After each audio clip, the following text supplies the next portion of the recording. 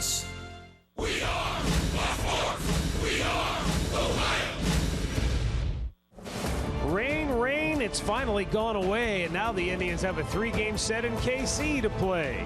This is a meaningful 3 days for the Tribe. They trail the Red Sox by just a half game for home field advantage in the ALDS, so a win would be rather large. How do they succeed in October? The Indians have to look no further than across the diamond. They'll take on the defending world champion Royals next on Sports Time Ohio.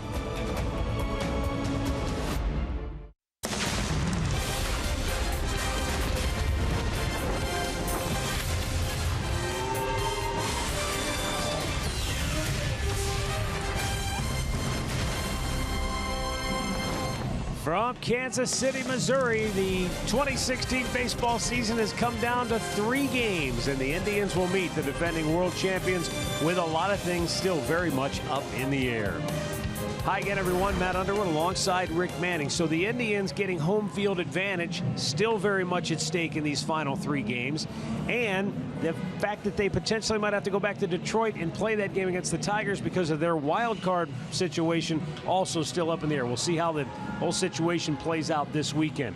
One thing we do know, going into the playoffs, the Indians will need an energized Francisco Lindor, because for much of the season, he has been one of the big catalysts of this offense. He has had a terrific first full year in the big leagues. And, you know, you find out a lot about yourself when you go through 6 months. And Frankie has done just that. Believe me, he's been outstanding defensively every day. He's playing Gold Glove caliber shortstop. Right now in the month of September, offensively, he struggled a little bit. He's hitting .220, but he's hitting .345 against the Kansas City Royals. He has 10 RBIs, 4 homers. And you look at him on the year, 96 runs at leads the team. You remember his 23 3-hit efforts. This guy has had an outstanding year, and hopefully Frankie will be energized, and I think when the playoffs come here, he'll be just fine. So the Indians and the Kansas City Royals ready to rock and roll. 3-game series. It begins tonight, and we'll be back with the play-by-play coming up in just a bit. Cleveland Indians baseball is brought to you by W.B. Mason, the official office supplier of the Cleveland Indians. By McDonald's, I'm loving it. And by your local Toyota dealers, visit buyatoyota.com. Toyota, let's go places.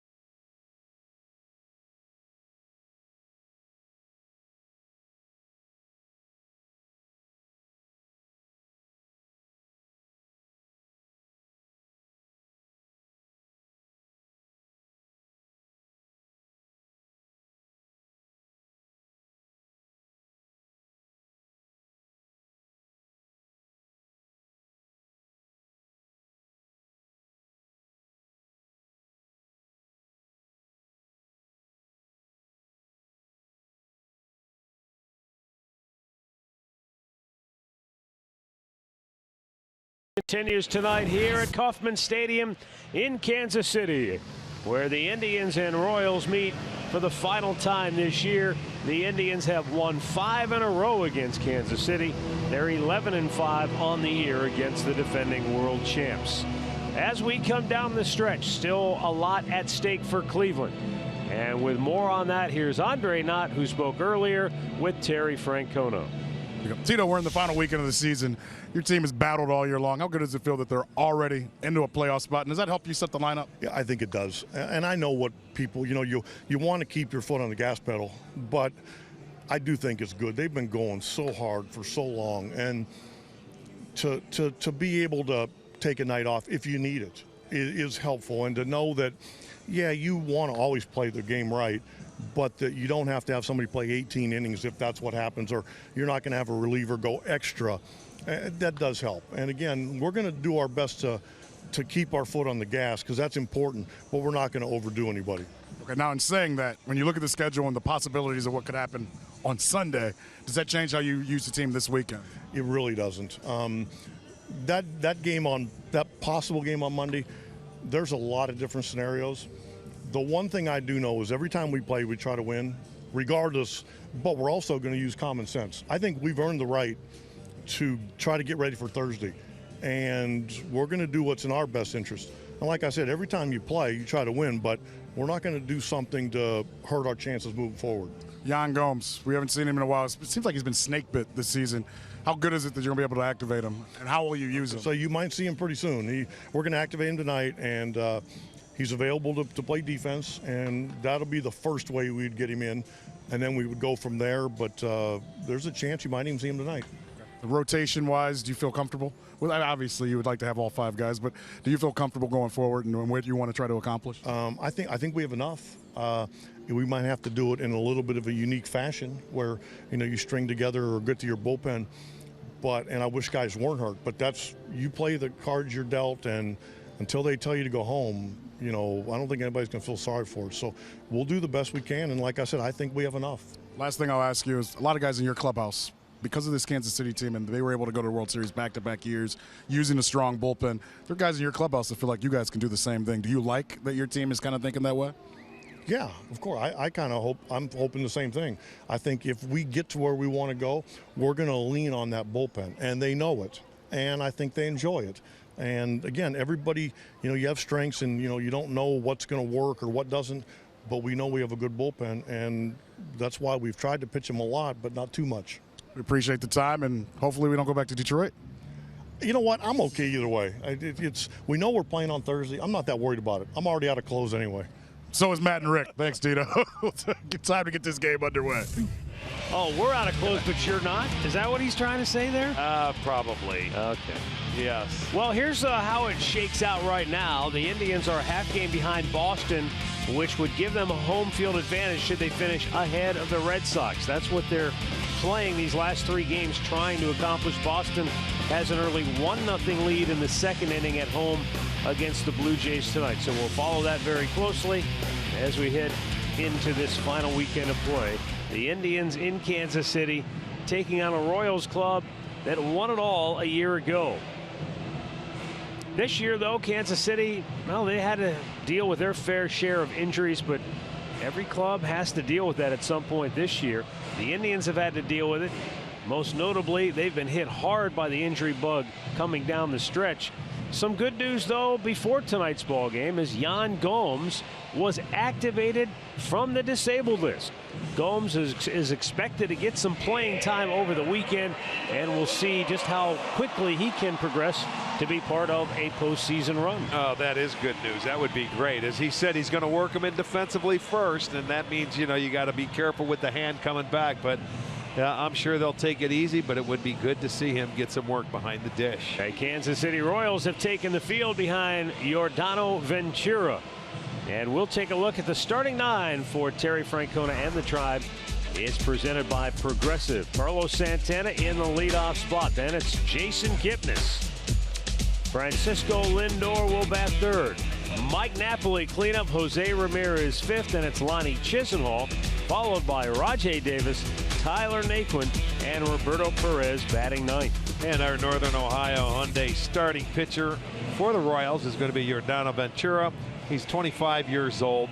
He came out in his last start. He only went 4 innings. He had some back tightness against the Tigers, and that was the crushing blow that the Tigers took. Was last Saturday when Kansas City came back and they scored 5 runs in the 9th inning. He was no part of that, and he has pitched twice against the Indians this year. He's 0-1. One no decision, but the Indians won both games he has pitched, and they're going to hope to do that again. But he is 4-2 in his career. Let's set the defense behind Ventura this evening, and it looks this way. In the outfield will be Billy Burns in left, Paulo Orlando is in center, Hunter Dozier in right, Whit Merrifield at third, Alcides Escobar at short, Raul Mondesi is at second, Eric Hosmer at first, and it'll be Drew Butera behind the plate. Greg Gibson has the balls and strikes. Mike Estabrook is at first base. Bill Miller is at second base, and Ed Hickox is down at third. Now, Bill Miller was just in Cleveland. The Indians had him on the umpiring crew just 4 games ago. So that's kind of unusual to see an umpire that quickly for a second time. He was in St. Louis last night for that controversial call. Found himself in the crosshairs last night, didn't he? Sure did. No doubt about it. Him and that crew. We'll, I'm sure, get a look at it as the game goes on. Yeah, we'll revisit that. Yeah, everyone has talked about it today. In the meantime, we'll get underway here as Carlos Santana steps in.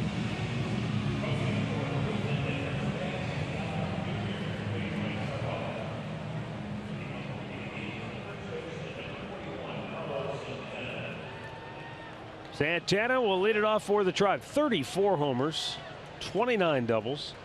He has driven in 85 on the year.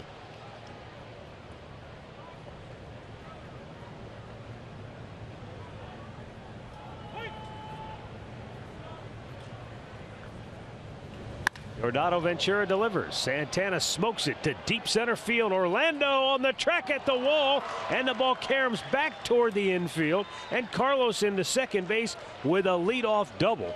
It's a long way to center field here, not quite as deep as it is in Detroit, but it's 410 to straightaway center, and Orlando thought he was going to be able to track it down, but he just kind of lost track of where the wall was at the end of that play. Well, Santana, these guys got a little itchy. They didn't play yesterday. They sat around. They want to swing the bats, and Santana starts off with his 30th double of the year on the first pitch. That ball traveled a long way. This is a big old ballpark, as you hear us talk about every time we come here. A lot of gaps, a lot of space to cover if you're an outfielder.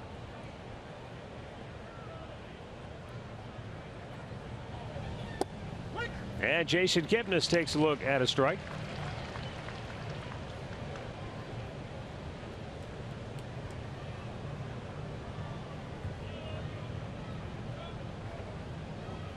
Breaking ball inside. Sure has the good fastball, slider, changeup, live arm.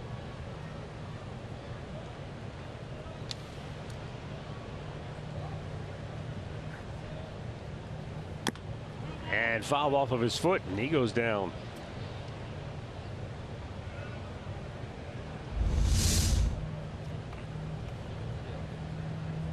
Oh boy, it sure did, right off the top of his foot. He has some padding there, but it didn't look like it did a whole lot for him on that one. Oh, you see, it did. It hit the padding. But you see how that thing flops up in the air? Leaves that foot exposed.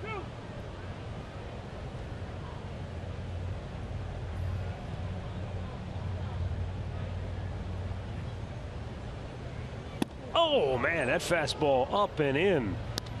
And as hard as Ventura can throw it, it'll get your attention. That was 98 miles an hour. Well, you'll get out of the way in a hurry as you turn away from it. He does the right thing.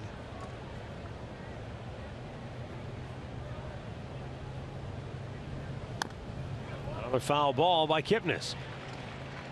Ventura has won 3 of his last 4 decisions here in his home ballpark, and he is 7-4 on the year in 13 starts overall, with a .431 earned run average.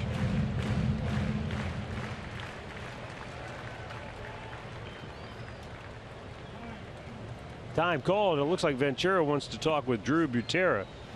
Obviously, when you play the Royals, you expect to see Salvador Perez behind the plate. He's the stalwart catcher, the all-star, the MVP. He's the man on this club. But you get down to game 159, he has logged a ton of innings. He's getting a couple of days off. So Drew Butera behind the plate.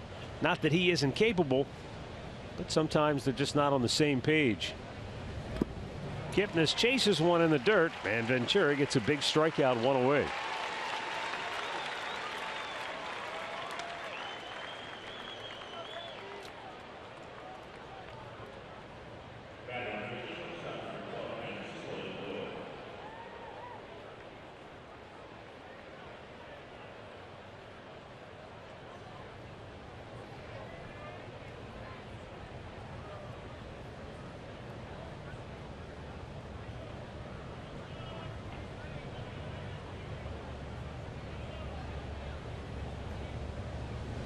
Upstairs with a fastball.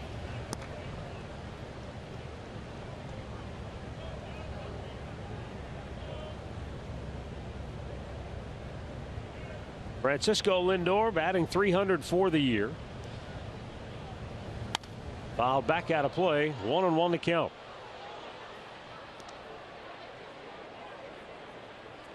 Well, he's worked so hard to keep that thing. He was well above 300 when you started the month of September. You certainly, when you're that close and you have a few games left, you want to hit at least 300 on the year. And a fastball caught the inside corner.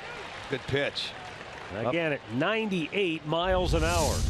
Look at it on our Nissan pitch tracker. Fastball, inner edge. Very good pitch. Inside corner. And look out. He's got something on it tonight.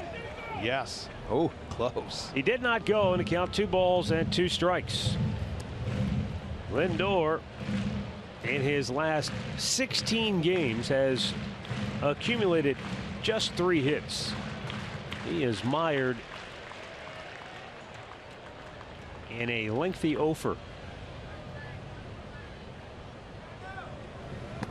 Down and in.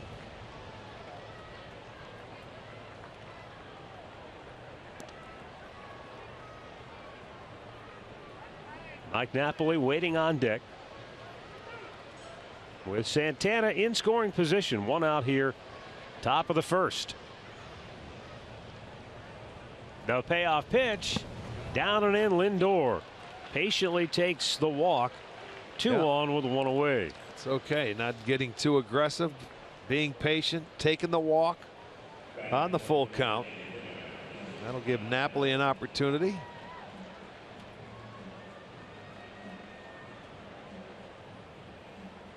Just a long, hard day yesterday for the Indians. Not a pitch thrown. 4-hour and 15-minute rain delay before they finally called it in Detroit.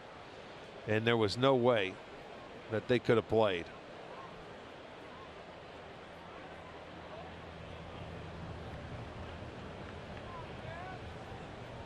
Now the set on the pitch.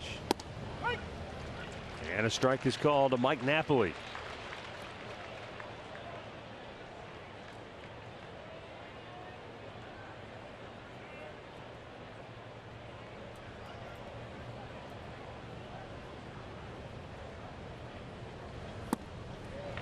Waves at it. 0-2. Napoli, like Lindor, is trying to kickstart himself offensively with the postseason run on the near horizon. He's batted just .148 in the month of September. The 0-2 and a ground ball foul. Tomorrow will mark the first day of October. And a reminder that on Sunday, all games in Major League Baseball will start at 3 o'clock Eastern time. So we'll have a pretty good idea as far as the playoff picture is concerned. Home field advantage, potential tiebreaker scenarios. Behind the bag at third, they go to second for the force on the first. Inning ending double play.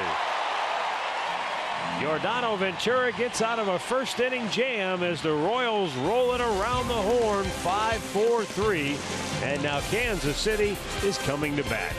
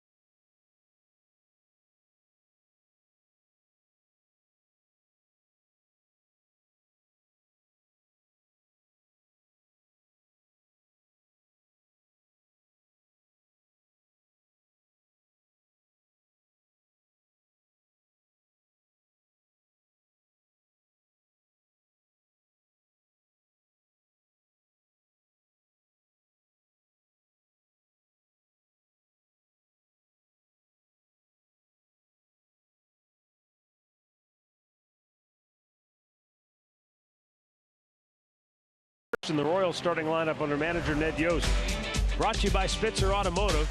Billy Burns in the leadoff position, a switch hitter, followed by Whit Merrifield. Eric Hosmer batting third, then Kendrys Morales switch hitting DH bats cleanup. Orlando Escobar, Dozier, and Ventura all from the right side. Raul Mondesi, the switch hitting second baseman, bats ninth. And our Honda starting pitcher is going to be the first major league start of Ryan Merritt. You'll see the numbers down in Columbus in AAA, 11-8, 3.70 ERA. This will be his fourth career appearance. He was supposed to start yesterday with the rain out. He just gets bumped back till today. First pitch is called strike on the outside corner.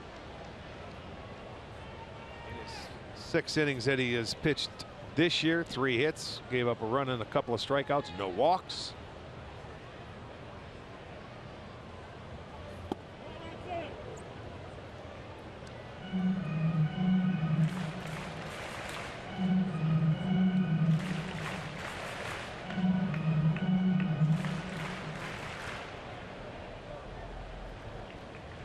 The 1-1, and it's a strike over the outside corner.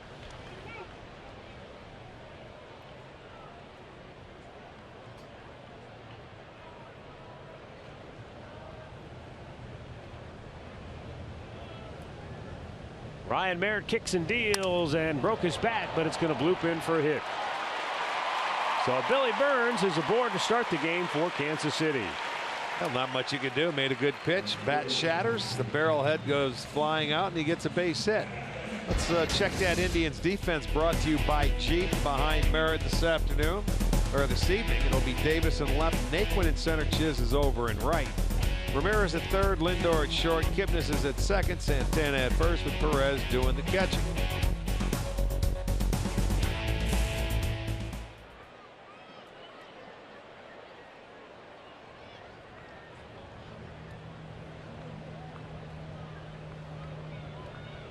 Here's Whit Merrifield. And Merritt fires a strike over the outside corner.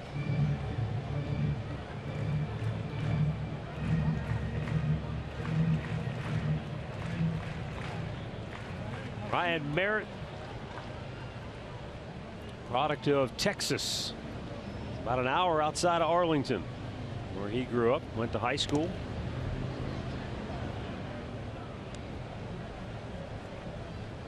So it was kind of a cool deal for him that on Memorial Day he made his major league debut against the Texas Rangers, a team he grew up watching.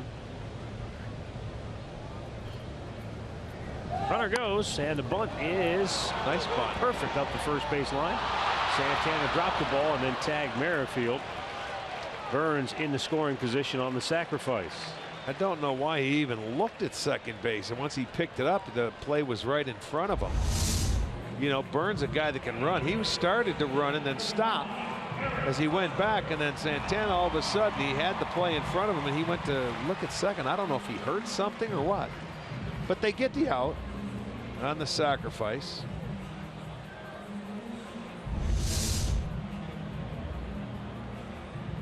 I'm not sure what Billy Burns was doing. Initially he was running, then he stopped, Yes. then he went back to first base and then turned around and took off a second time. Here's Eric Hosmer.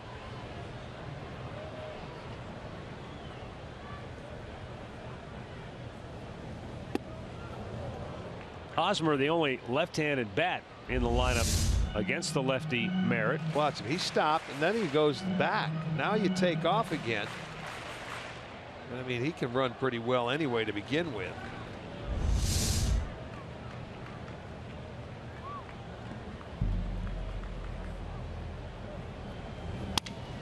Broken bat single into right field. The wave Burns home. Chisenhall's throw is not in time, and the Royals lead it 1-0. Eric Hosmer with RBI number 104. Didn't hit it all that hard, but found the right hole between first and second. He went back in there again, and he brought the hands in a little bit, gets it under the diving Santana at first. So Kansas City will play from in front tonight.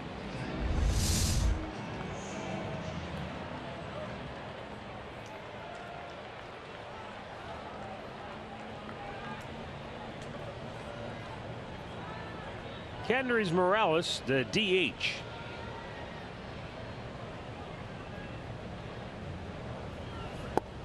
This guy has been on an extended tear after getting off to a brutally slow start. Batting .337 with 8 home runs and a major league leading 30 runs batted in the month of September.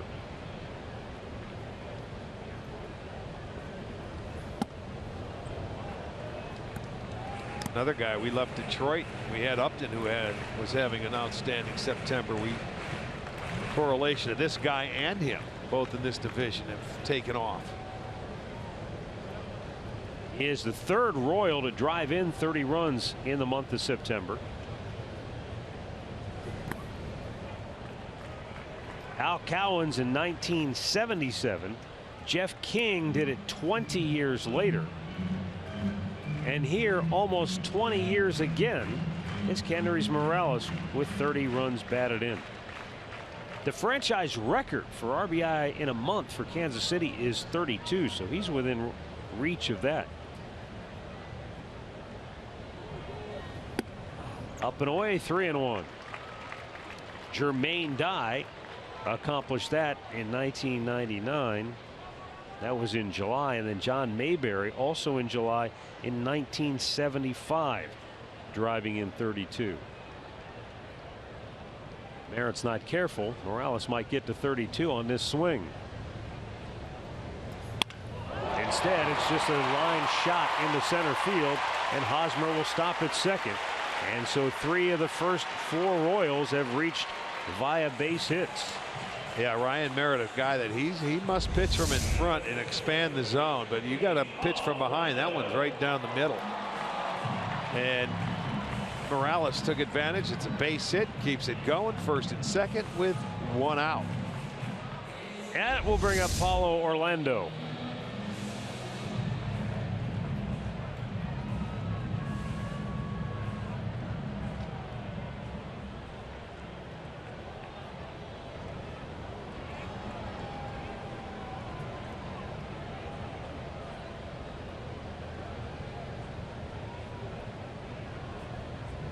When Ryan Merritt got called up to the big leagues earlier this summer, he sat in the bullpen, waited and watched for a week before he actually got into a game.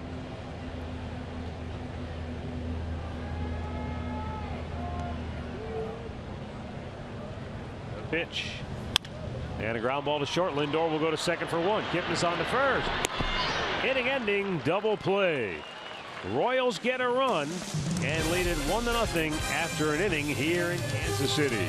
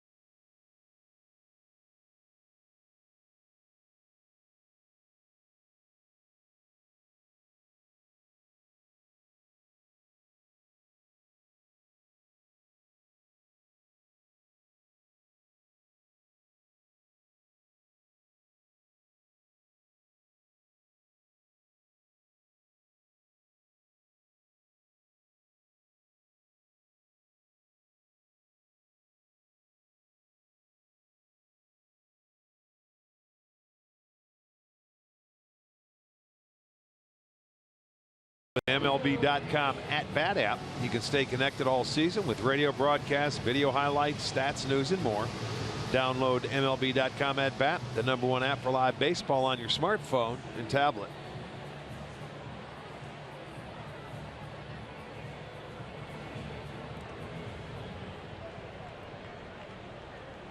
Yordano Ventura worked a scoreless first. He got out of trouble.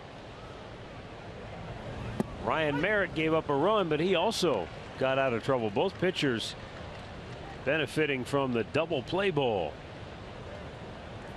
And now Jose Ramirez leading off for Cleveland, fouls it back out of play quickly. The count is 0-2.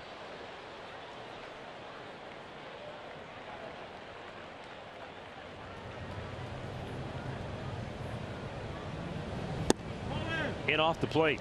You can see he's making a conscious effort to try and pitch inside to the left-handers, both with that fastball and that hard slider down at the back foot. Like that. That's where he wants to swing and miss.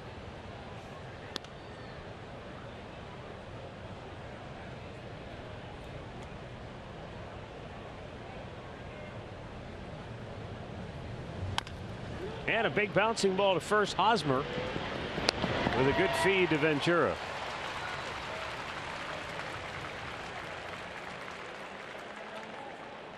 Keys to the game brought to you by Wayside Furniture. Home field in the American League Division Series is what the Indians are shooting for. And for Ryan Merritt, he'll go as long as he can, try to get it to the big boys in the bullpen, the big 3 or 4, however you want to look at it. But they have some great arms to close out games if you can get them the lead. That's why those starters, if you can get them the lead, and that's around the 5th inning. Sometimes get them into the 6th, and they can handle it.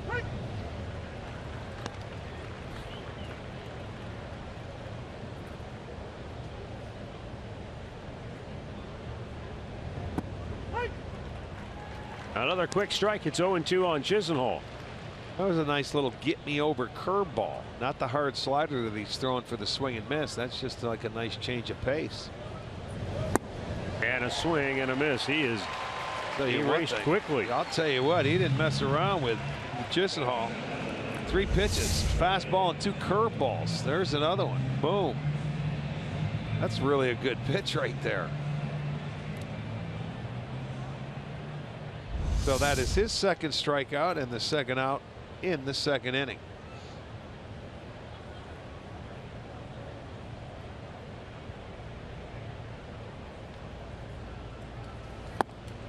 And a strike is called to Rajai Davis.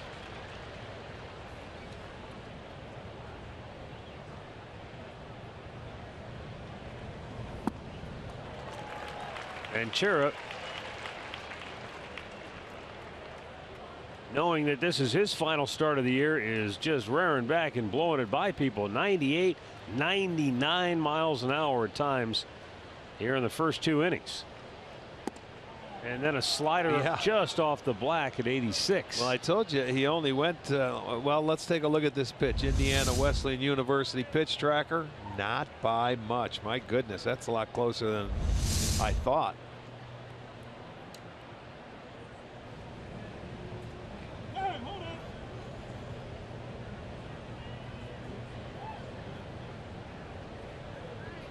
Now the 1-2.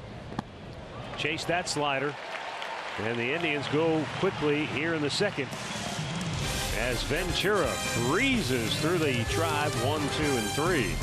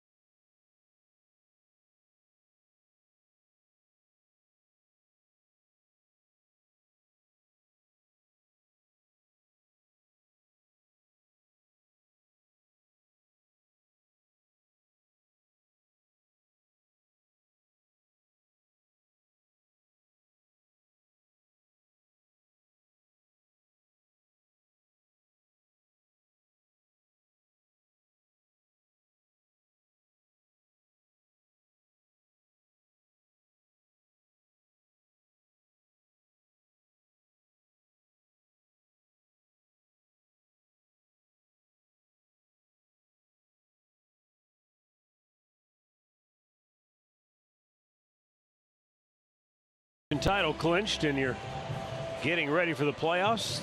A more relaxed atmosphere, isn't it? Oh, always. No doubt. I really don't know. Interesting what they were talking about, because they called in Bill Miller who was out at second base in between innings. Not quite sure what Tito was talking to him about. Might have been asking him about the play last night in St. Louis. Tito's a big fan of the game. He knows everything that's going on. I'm sure he didn't miss the highlights. Alcides Escobar to lead off for Kansas City. Here's Ryan Merritt into the line, and his fastball nicks the outside corner for a strike. Merritt really finished strong in the minor leagues this year. In his last 10 starts, he went 6-1 with a 2.72 ERA.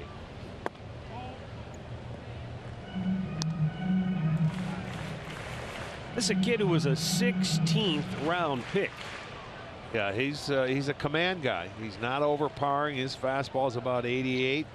Comes up with a changeup, breaking ball, but it's going to stay out of the middle of the plate, stay on the corners, keep the hitters off balance. And this is the first left-hander the Indians have had started in a long time, isn't it? Yeah, you got to think it was Bruce Chen last May. The span of 280 some odd starts without having a lefty in the rotation. It sort of looks funny when you see a left-hander. Normally they just come out of the bullpen, but you go May 15th. You're right. Chen at Texas. I don't remember what Chen's start was, but I know it was at the end of his career. So they went 285 straight starts. It's a long time. Yeah, longest stretch for the Indians without a left-handed starter since the 1930s. Yeah, that's a long time.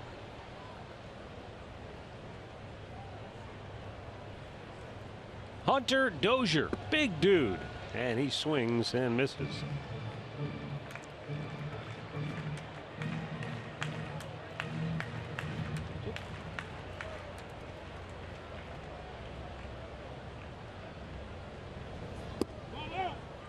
Off the outside corner, you know, you watch Merritt work, and he obviously has a pretty good feel for what he's trying to do. You know, work it away, work the edges. You want to try to stay out of the middle of the plate.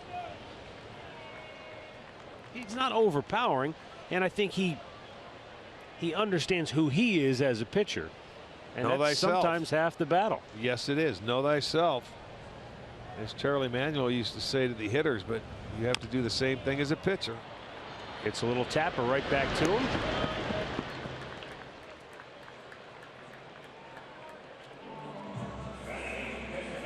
And there are two down here in the second.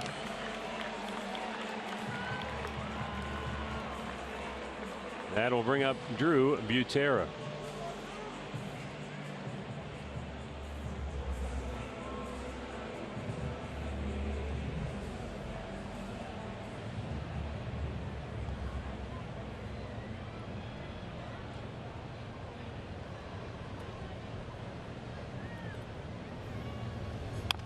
Chops it foul.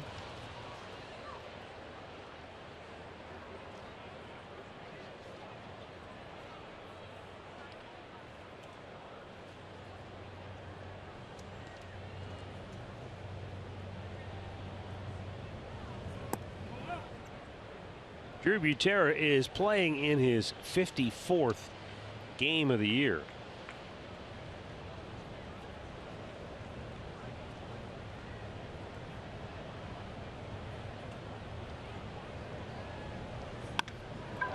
Sends this one to center field. Naquin is backpedaling and makes the catch on the warning track as the Kansas City Royals go 1-2-3.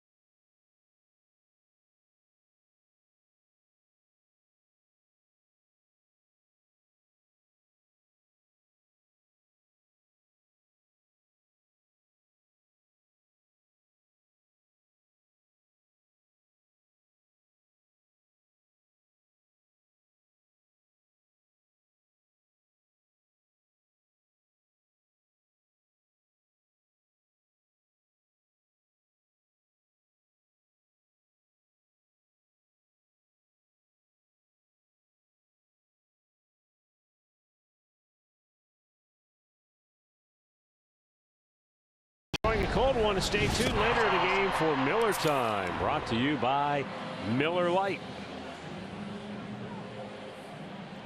Beautiful Friday night here at Kauffman Stadium in Kansas City. Ryan Merritt has allowed 1 run through the first 2, and it's a 1-0 Kansas City lead as Tyler Naquin digs in the lead off the 3rd for Cleveland.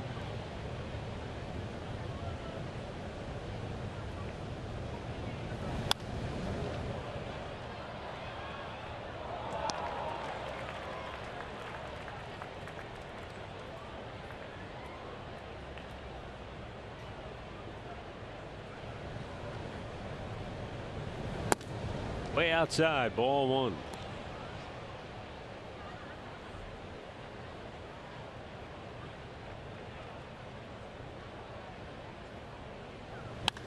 Shoots it in the left field, and the Indians had their leadoff man aboard for the 2nd time in 3 innings.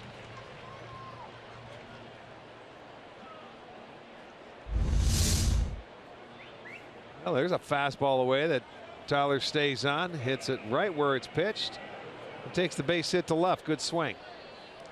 2nd time they've had a leadoff man aboard. They weren't able to do anything the 1st time.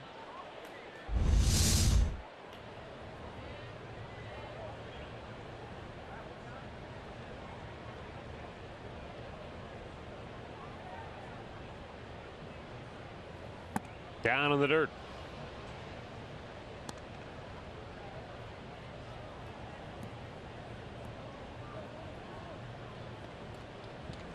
Roberto Perez.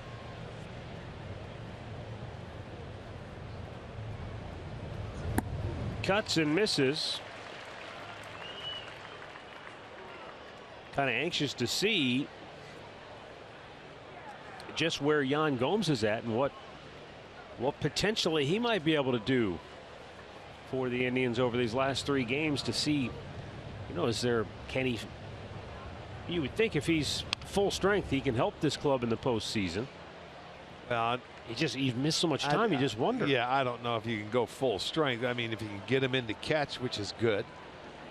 Hitting, that's going to be the next thing to come with after he was hit in the hand and had that little fracture. You're right. It's tough to come back and play catch up, and you're getting into the toughest part of the year when you get into postseason. To miss time and then try and catch up, it's awfully difficult to do. If you had a couple weeks maybe to play for a little while, it would certainly help.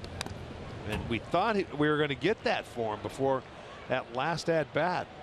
I mean, the problem, I think, the biggest thing for Yan is the fact that, he missed all that time.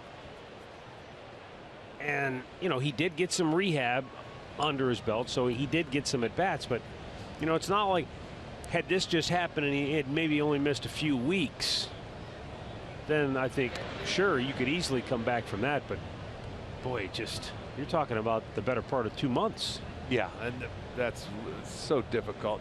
That's what the Washington Nationals are doing. The same thing with Daniel Murphy. He's missed 2 weeks because of the buttocks muscle that he pulled, and he was leading the league in hitting.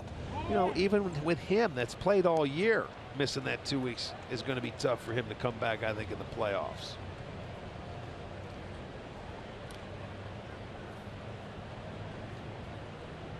Roberto Perez has worked the count here. It's 2-2. Low and away, a full count now.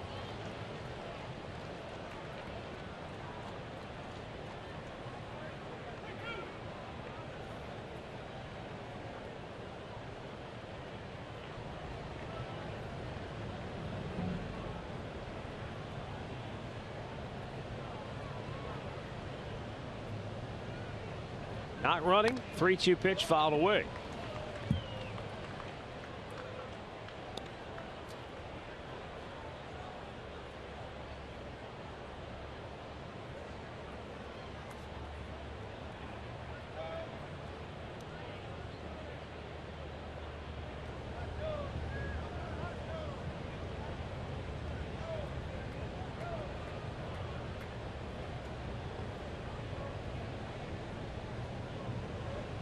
Again, the runner holds, and it's ball 4. Good go. So good patient at bat for Perez, and the Indians again have 2 on. This time nobody out. Player profile brought to you by Levin Furniture. Carlos Santana has really done some damage against the Royals. How about the 14 homers here at Kauffman? No Indians player has ever homered more times in this ballpark than Santana. Yeah, and as far as active players go, only Justin Morneau, who has 26 against the Royals, and Miguel Cabrera, 25. More than Santana for active guys, so that's pretty impressive.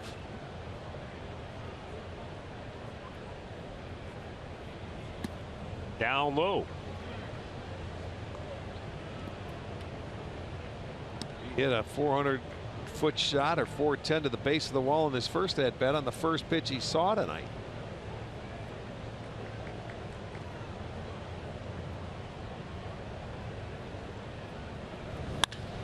Socks this one pretty well. Deep center again. Orlando out of room. He can't make the catch. Again, it's off the wall. Come on. Naquin around third. He's going to score. Right on his heels comes Roberto Perez, and he scores two. And Santana makes it all the way to third on a ball that was smoked at deep center field, and they had trouble with the ricochet. Yeah. Orlando again, he gets it over his head. And this is great job by Perez base running. He was at second base. He was in the back pocket of Naquin. And I mean, he has to be, but Orlando could not reach that ball. Look where Perez is right now. He's at second. And that's a great job of running for him and his speed. He's right in the back pocket. Of course, he's going to finish way behind Naquin, but that enabled him to score. That enabled Santana to get to third base. So he has a double and triple in his first two at-bats. And I'll tell you what, he's hammered 2 pitches tonight. Infield comes in for Jason Kipnis, who takes a strike. Well, I believe it was Dozier who came over and did a nice job to back it up. Right. But when he went to pick up the ball, he missed it, and he had to stop and go back and pick it up. And by that time, Santana was able to go to third. Kipnis pops one up. Is it going to be deep enough? I don't believe so. Dozier makes the catch. Let's go. He's coming home. Absolutely. Here's the throw, and it's not in time. Guys can't throw anymore. Santana scores. Kip has RBI number 82. Yeah, you gotta be aggressive. I'd love to see it. I mean, the guys that can throw in this game now, you know of guys, and you won't test them. But here, you got to test the rookie. Hunter Dozier, he comes in and he's moving out, and you can see it took him a long time to get rid of the ball, and not a very good throw. So yeah, sacrifice fly for Kip. Indians have a 3 spot on the board here in the third. And up comes Francisco Lindor, who walked his only time up so far tonight. 3-1 Cleveland now, and Lindor takes a strike.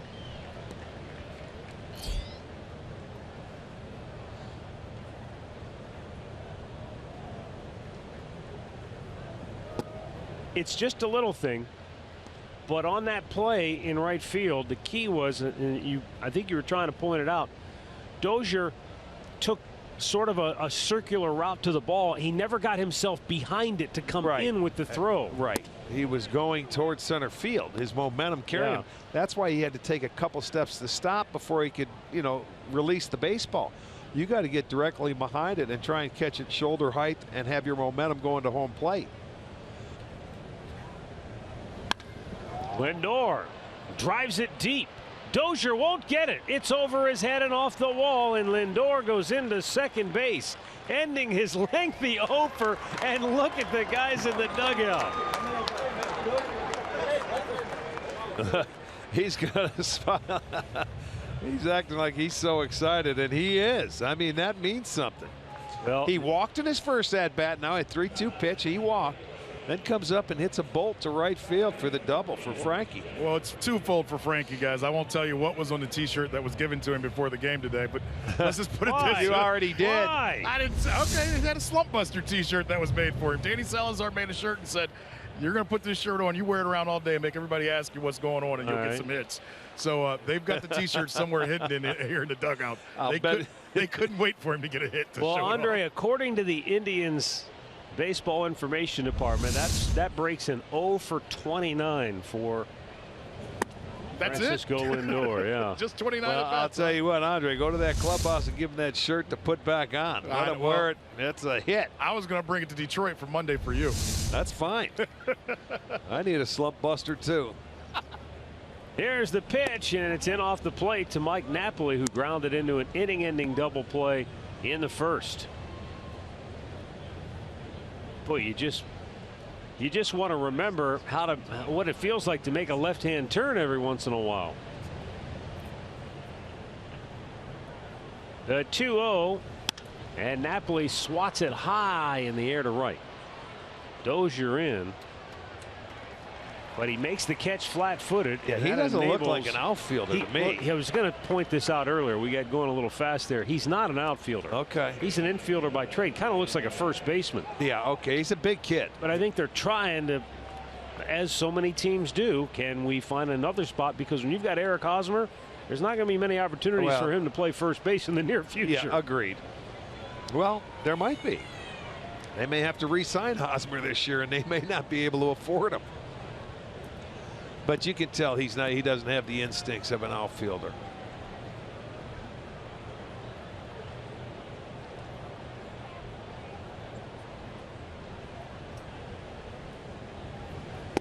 Jose Ramirez.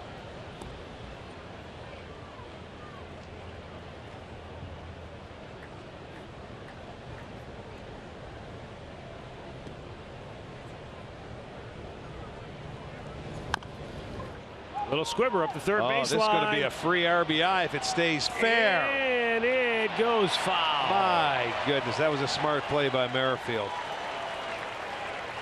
He realized he wasn't going to be able to throw Ramirez out going down the line, so the only thing you can do is hopefully it rolls. It's going to, once it falls off the grass, watch it, just trickles about an inch past the fair line, foul line.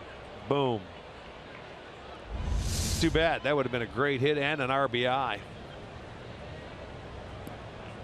Instead, Ramirez will go back and try again with a 1-ball, 1-strike count.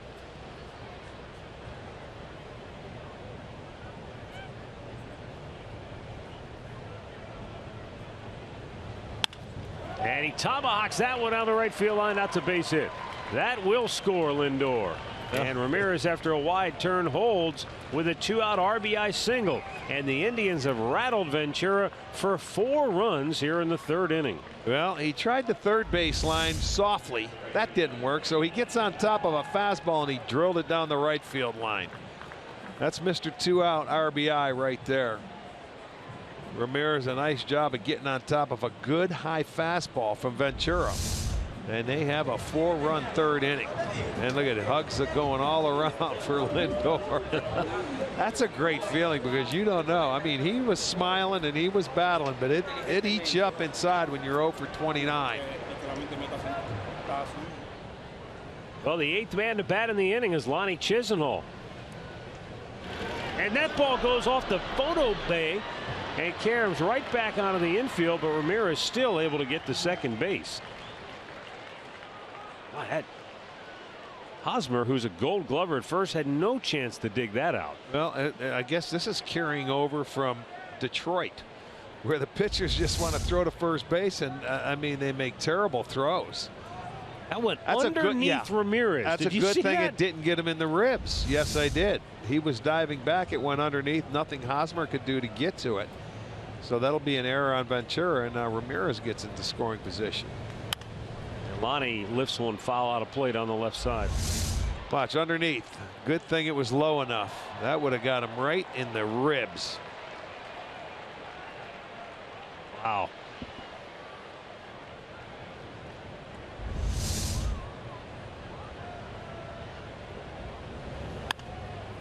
In the air, left field. Coming in is Billy Burns. Near the line, long run, makes the grab. Inning over. But the Indians turn the tables here in the 4th. They score 4 times. Santana drives in a pair and lead it 4-1.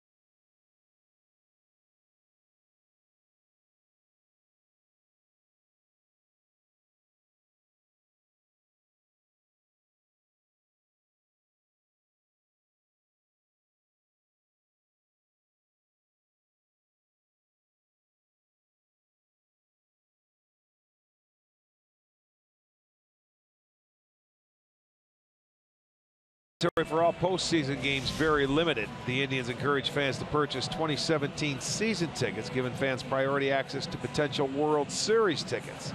And you could visit Indians.com/postseason for more details. He's rocking the Walking Dead sweatshirt. Love it. It's got to be coming back here pretty soon. Big fan you are. Oh, huh? yeah. Who got you into that, Max? Yeah. That's our Sunday night ritual. There you go, baby. So it starts in the off season, right? Yeah. October, November. Yeah, I think it's probably coming up here pretty soon. I don't know if it's right around Halloween or maybe before. Here's the pitch now to Raul Mondesi Jr. Switch hitting second baseman. Oh, you're a big Halloween fan. You got your costume for this year figured out yet? No. Not yet?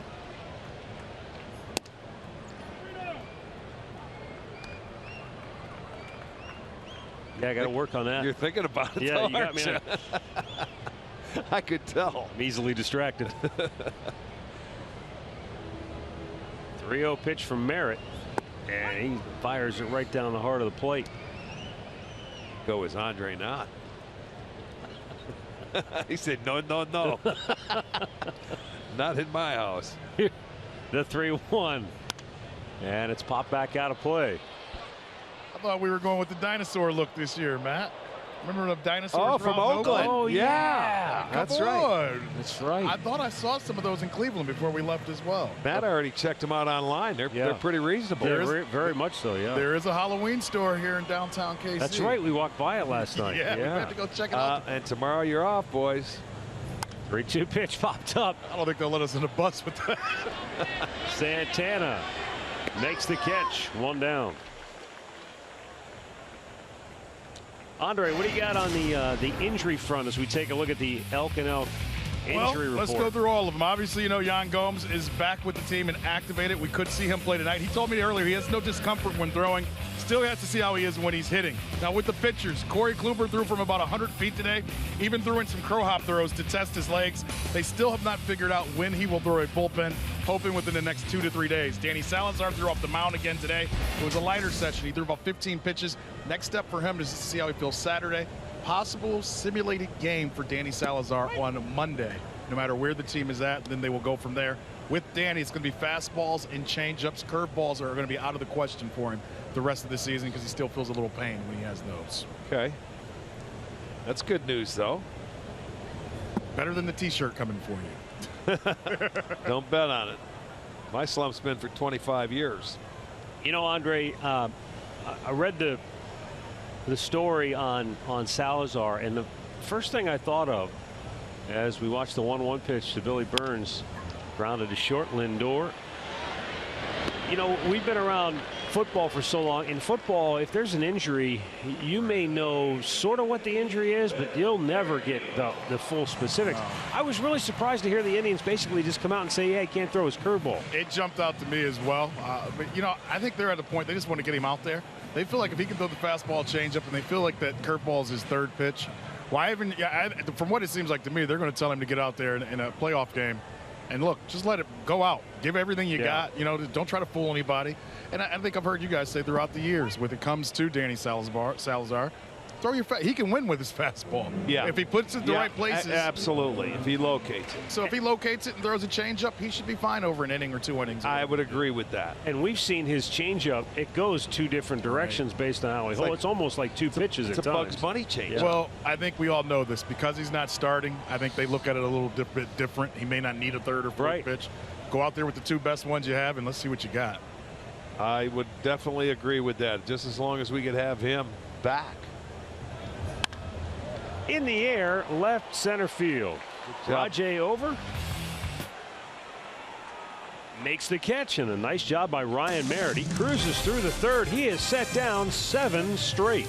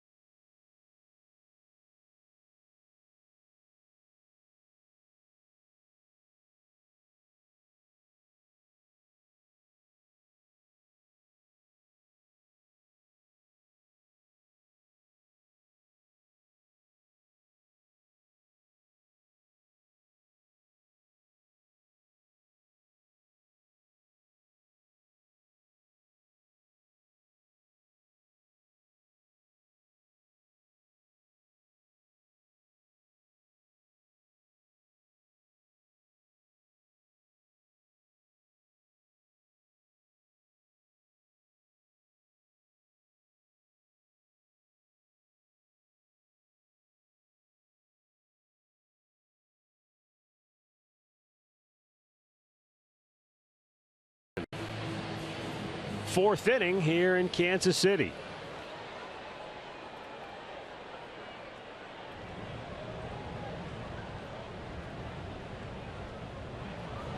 And Rajai Davis takes an off-speed pitch for a strike.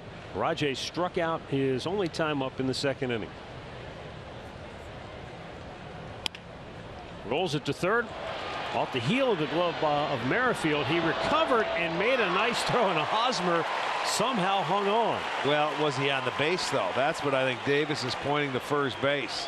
Was his foot on the base? He did a tremendous job to catch the ball. Was he able to keep the foot on the base? I mean, Merrifield, he throws from his knees, and it short hops him over there, but let's take a look. That was close. I guess he was dragging it. He might have been on there. Here's a better look at it. Let's see. I guess. Enough to get the out. Yeah, might have been on the corner of that base. What a nice play.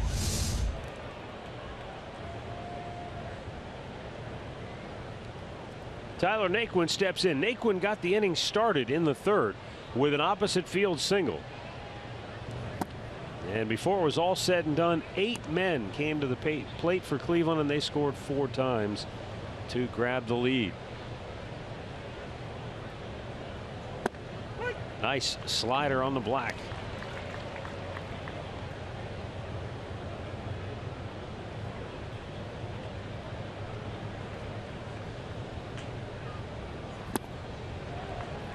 Changeup. You can see he's got an assortment of good pitches. He made some mistakes last inning, getting a little too much of the plate, and the Indians didn't miss it. Up and away with a fastball, 2-2.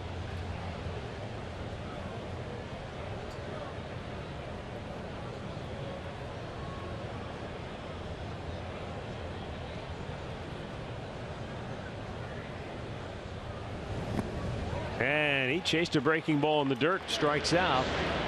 2 down. Time for an in-game update. Back to the studios. Here's Al Pawlowski.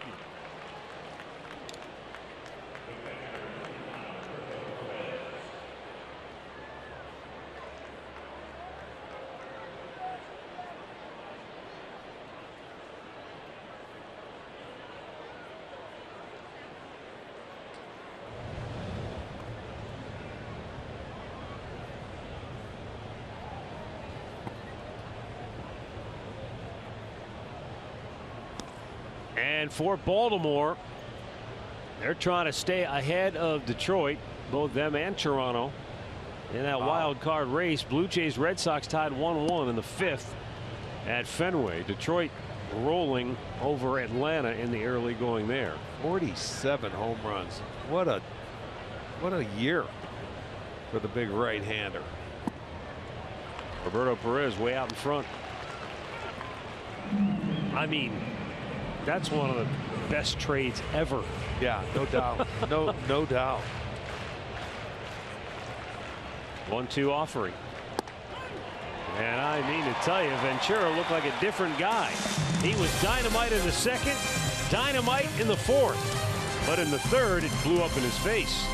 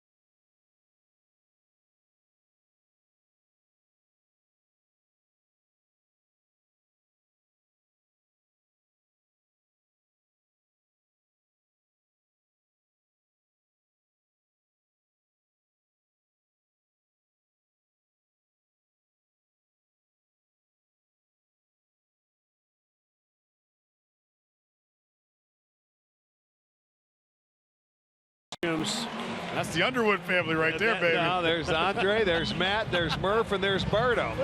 I want to know who's going to pick up the check. Oh, I'm chasing the kids, though. That was beautiful. Eric Hosmer will lead off the home half of the fourth for Kansas City.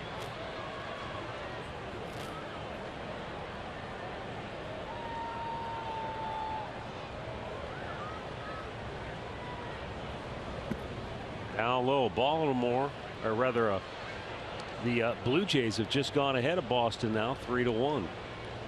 In the fifth inning, Josh Donaldson a sac fly, and Jose Bautista a 2-run homer.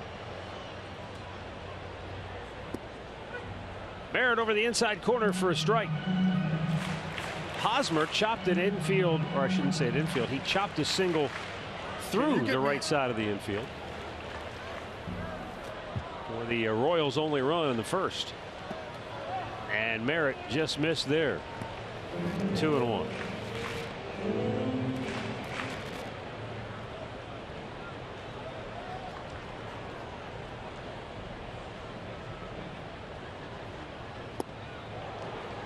Comes back to even the count when Ryan Merritt got called up and sat for 2 weeks.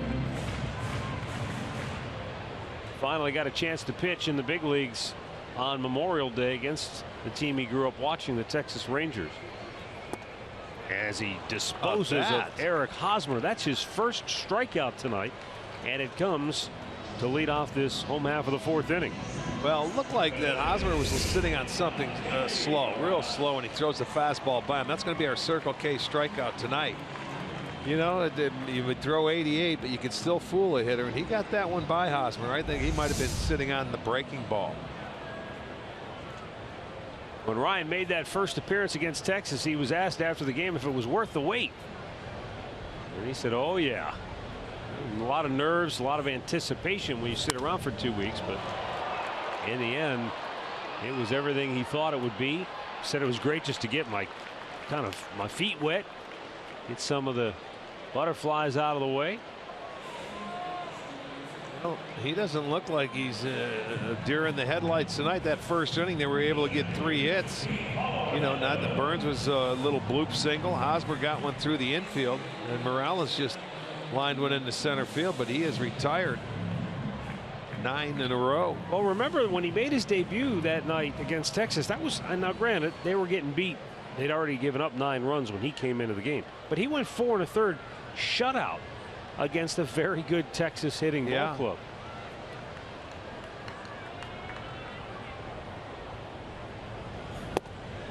And he had Orlando. Seems like he's getting a nice little rhythm going now.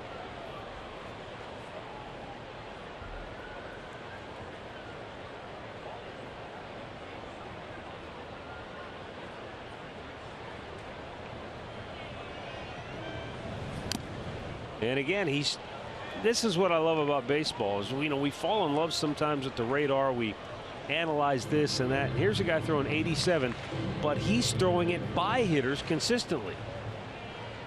Well, he's staying out of the middle of the plate, and in the first inning, he was behind a couple hitters, and his job is to pitch from in front, as he well knows. But he has settled down nicely after the Indians were able to put 4. Got a nice little rhythm going.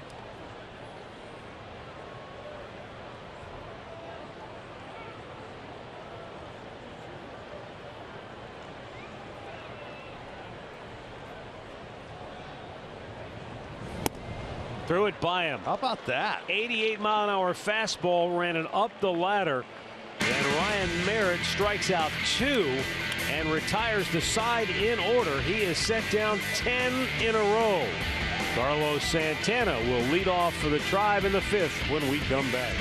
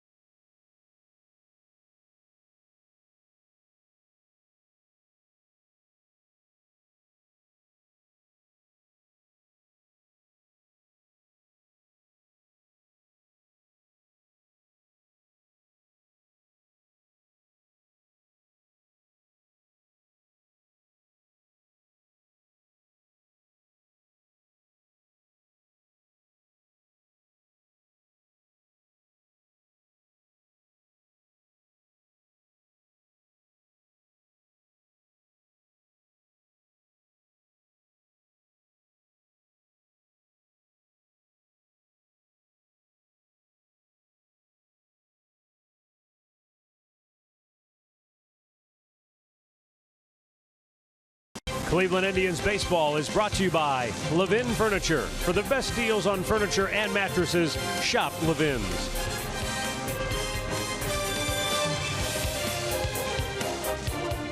And it's a 4-1 Cleveland lead. Fifth inning, Carlos Santana will lead it off. Santana has batted .312 in the month of September with 6 homers, 19 runs batted in. Well, he's hit 2 balls tonight totaling over 800 feet. One for a double, one for a triple. Little low, ball 1.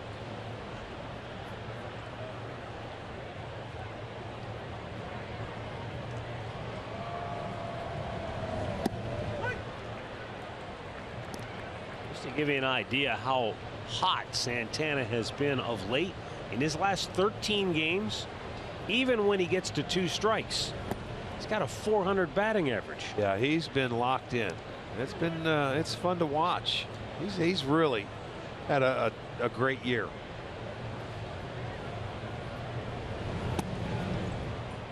You look at the walks and just the way going about a career high in homers. He's got 87 RBIs now, 30 doubles.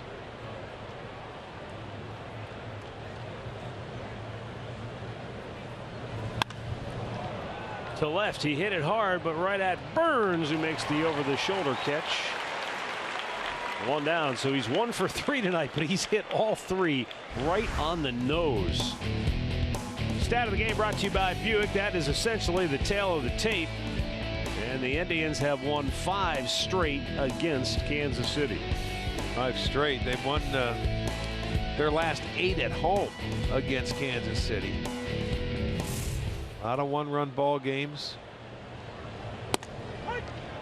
Kansas City this year, you mentioned earlier they had their injuries. They still played very well at home. They're 47-31, and they played very well in the Central, just like the Indians. They're 46-27. They both have 46 wins. Kansas City has 1 more loss than the Indians do in the division. But the Royals, well, that's where they really struggled, was on the road, 34-47. Down on strikes is Jason Kipnis. The tale of Kansas City's season can be told very quickly. They came to Cleveland on June the 2nd. On that day, they led the division by 2 games over the Indians. By the time they left Cleveland, they were a game and a half out, and the Indians were off and running. The Royals would lose 8 straight. And during the Indians' 14-game win streak, as Lindor got hit by that pitch.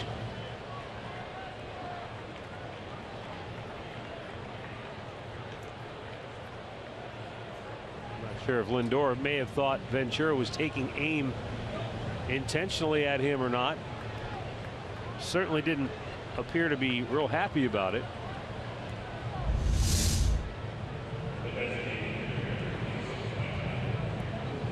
It was in the hip.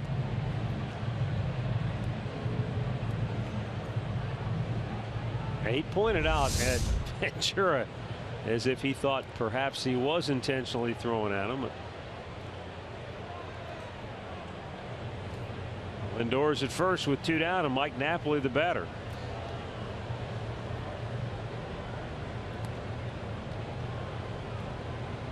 Back to the point on the Royals, though. After they lost 8 straight, starting with that series in Cleveland, then the Indians went on their 14-game win streak. So they came to Cleveland on June the 2nd. They were 2 games up in the Central. By the time the Indians' 14-game win streak had ended, the Royals were 7 games out of first place. And then they finished July by losing 19 out of 26. And when the Royals woke up on August the 1st, they were 11 games out of first.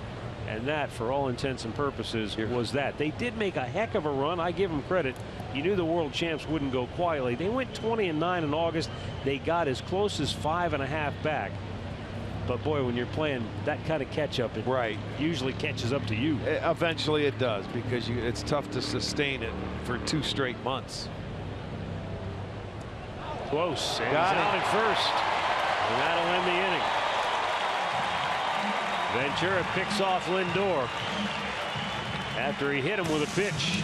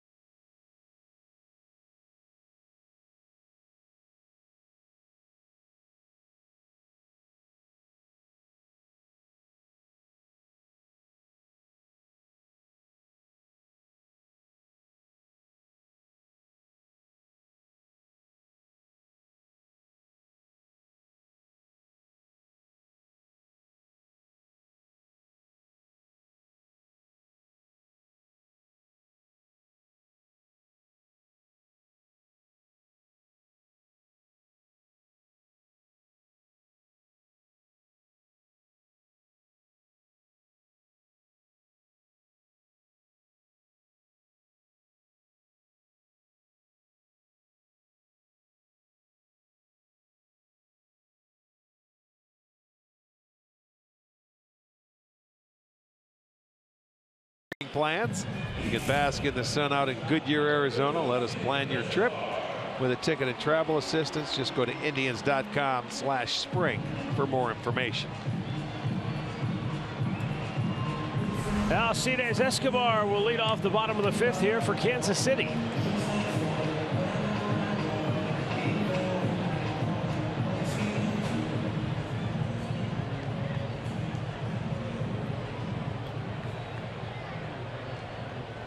Escobar fly to center, his only time up. Ryan Merritt with 4 solid innings. He is set down 10 in a row. Though the Indians do have action in the bullpen. I think it's Otero that's up and getting loose. Merritt delivers his 48th pitch of the night for a strike. This guy looks great, though. 10, like you said, 10 in a row. He's in command. Yeah, he's dealing. Yes, he is. They have 3 hits on the night, all coming back in the 1st inning when they're scored their 1 run.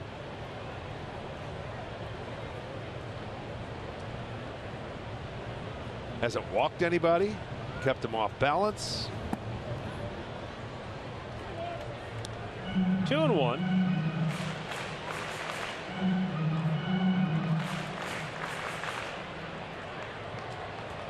.31 of his 50 pitches have been strikes.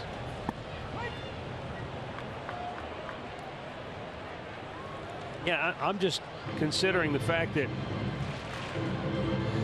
he hasn't pitched in 18 days.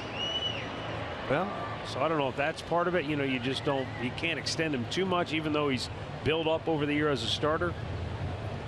Well, they were just looking for 5 innings, as Tito says. That bullpen needs some work. Well, he should be able to give him 5, I would think. He's 2 outs away from that. Well, the way he's pitching, it looks like he'd give him a lot more if they wanted it. But right now, you got a 3-run lead. In 143 innings in the minors this year, he did give up 156 hits. But we acknowledge that he's not a guy that's going to blow it by people. So he's going to give up his share of hits. Absolutely. But what we've already seen at the big league level is probably what he's been able to do his whole career, which is he'll give up some traffic, but he'll get a double play ball and get himself out of a jam here and there. He's a touch field pitcher. Yeah. You know, you got to keep the hitters off stride. These guys, doesn't matter how hard you throw, they like the fastball. Especially this Royals bunch. Yes, and they search aggressively early in counts. They don't like to walk. They like to get aggressive. They don't strike out a whole lot, but boy, they do like the fastball early. And you can see, look at the job he's done by inning. Man, that's the way to do it right there. Efficient.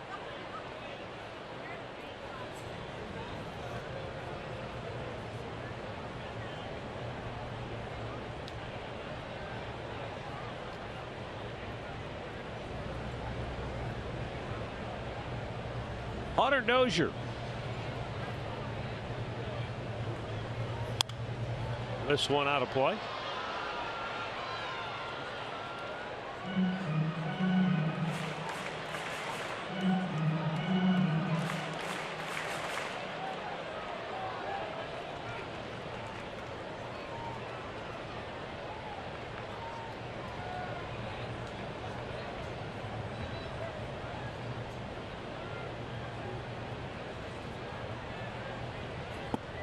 How about Strike that? 3 call. Cutter in there. Boy, that's 3 strikeouts now, and all 3 of his strikeouts tonight have come in the span of the last 5 batters. Look at him cut the fastball inside. A runner, that's a perfect pitch. Great pitch, good call by Perez. They sit out there and they see that off-speed pitch and they're looking out over the plate, and you buzz the inside corner. Great pitch.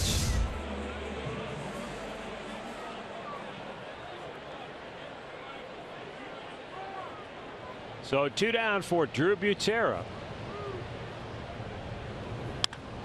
And a line drive fouled on the left side. Time to send out some birthday wishes. Frank Kobach is 96 from Strongville, Ohio. Ardella Rolfe is 90 from Pemberton, Ohio. And Angela Zullo, 81 from Strongsville, Ohio. Happy birthday to you 3.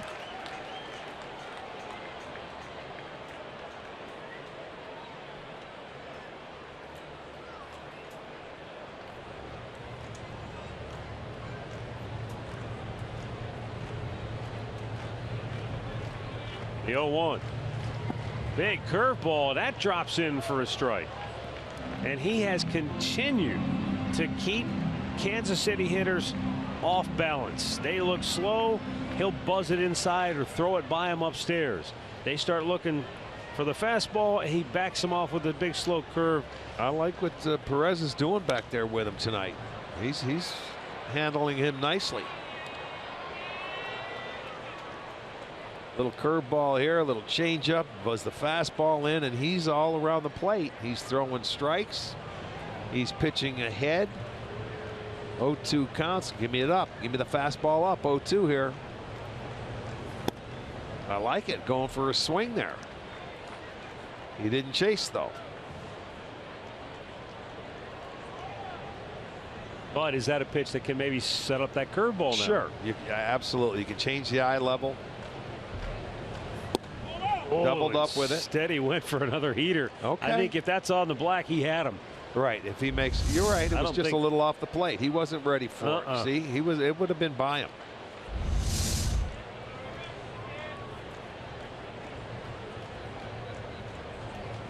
Now the 2-2. Oh, baby. He tripled up with the fastball and strikes him out to end the inning. 13 in a row retired by lefty Ryan Merritt.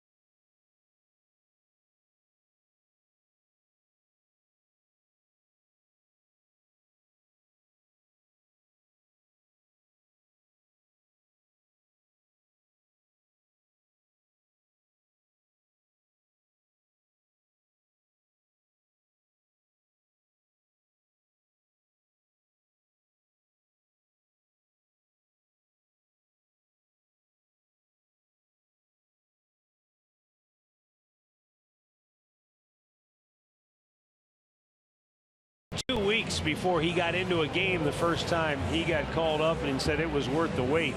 The Indians have waited 285 games for a left-handed starter, and it may have been worth the wait because Ryan Merritt was just terrific here tonight. It appears his night is over after 5 innings of work and retiring the last 13 in a row. Mike Napoli leads off the 6th for Cleveland, 0 for 2 on the night.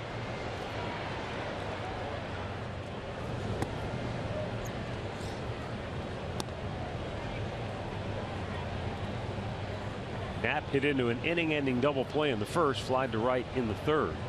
You know, it's just been that third inning was the problem for Ventura. He's been very good other than that inning where they did some damage. They had 4 hits in the inning. He walked Perez where they were able to get the first 2 aboard, and then the big Santana triple, and they got a couple after that, but he's been very good other than that inning.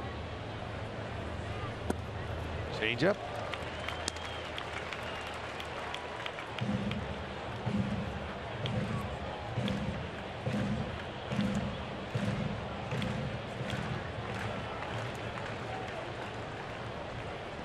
Down in the dirt.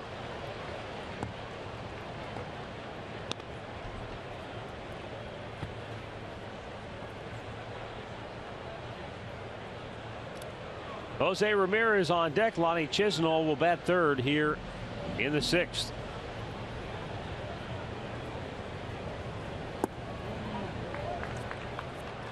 That is ball 4. Another walk for Ventura, and the Indians leadoff man aboard for the 3rd time tonight. In-game recap brought to you by your local Toyota dealers. Eric Hosmer singled in the first to give the Royals their only run. Carlos Santana's 2-run triple got the Indians going in the 3rd.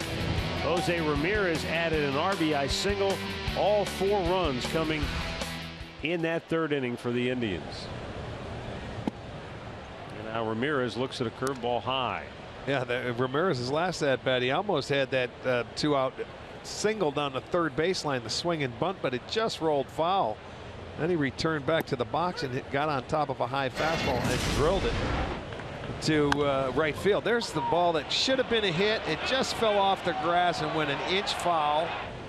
And then the next pitch, boom, fastball up. He gets on top of it and drilled it down the right field line. So look at this guy. Base hit left center. That's in the gap. That's going to be tough to cut off. Burns does, but not before Ramirez goes to second with the double, and Napoli all the way to third. He picked on a breaking ball and shoots it the other way. This guy is Ramirez gets his 46th double.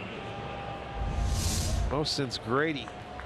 Look at that breaking ball. Had a little too much of the plate there, but he stayed on it nicely. Short swing, just a little line drive, and this ballpark has some big alleys. And if those fielders are going left or right, you take the extra base. 46 doubles for Posey. Sets up this inning here for Chisenhall.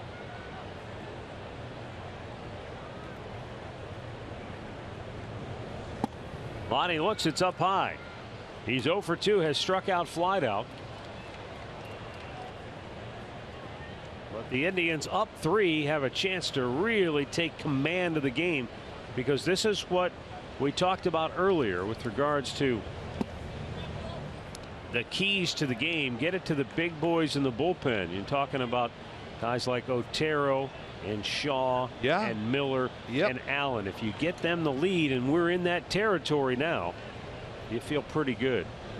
So adding a couple of runs here would be enormous. A 2-0 changeup there to Chisenhall.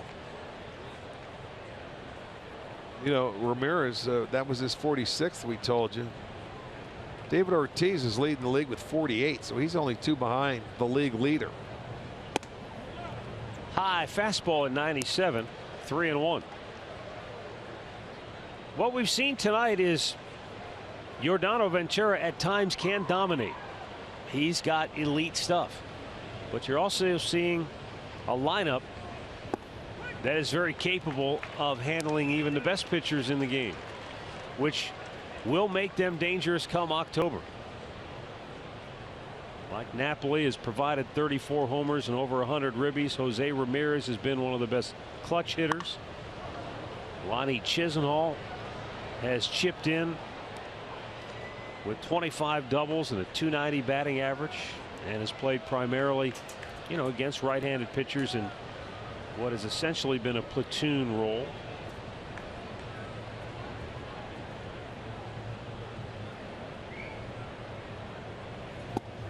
Swung on and missed, and Ventura gets a key strikeout.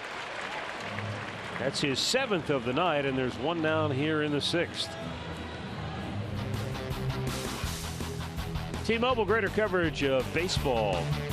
Rajai Davis leading the American League. Jonathan Villar leading the National League. But Villar is having a great year in Milwaukee.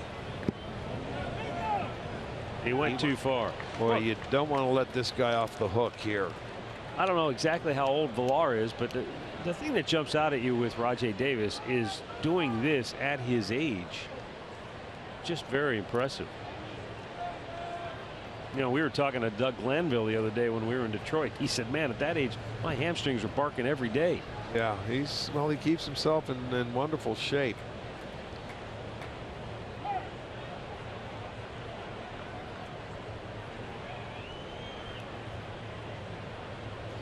Oh for 2 tonight, trying to come up with that clutch hit to bust this game open now.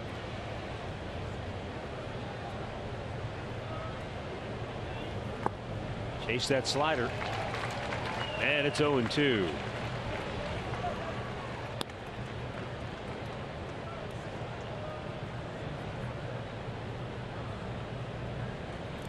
Yeah, Villar's 25 years old, so Rajai's got about a decade on him.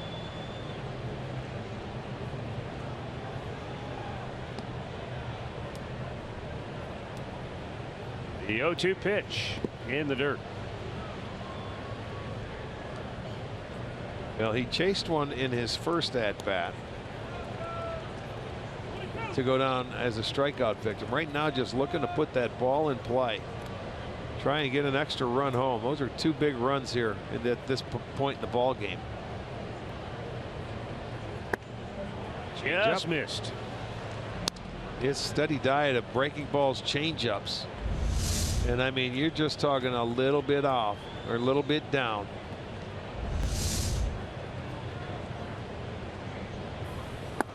Chased it a little low and strikes him out. That's number 8.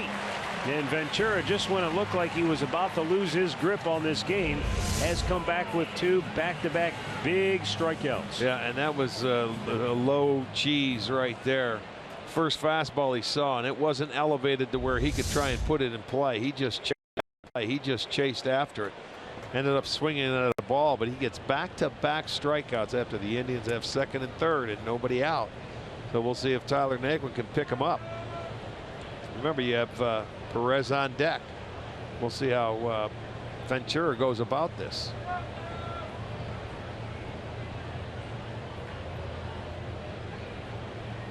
In off the plate, ball 1 at 98 miles an hour.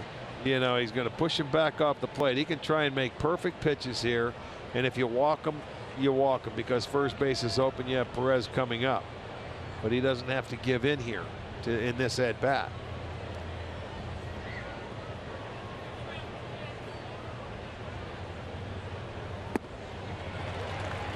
Pulled the string on him after 98. He comes back with 85. Well, see, that's why that first pitch, it just pushes him back off the plate. Then he comes back with an off-speed pitch. Now Naquin likes pitches down there like that, but he's been down in the zone ever since those guys got into scoring position. He didn't mean to. He hit that ball off the ground, and it's going to be an easy out to end the inning. So Ventura gets out of a huge mess without allowing any more damage. That doesn't do you much good in baseball.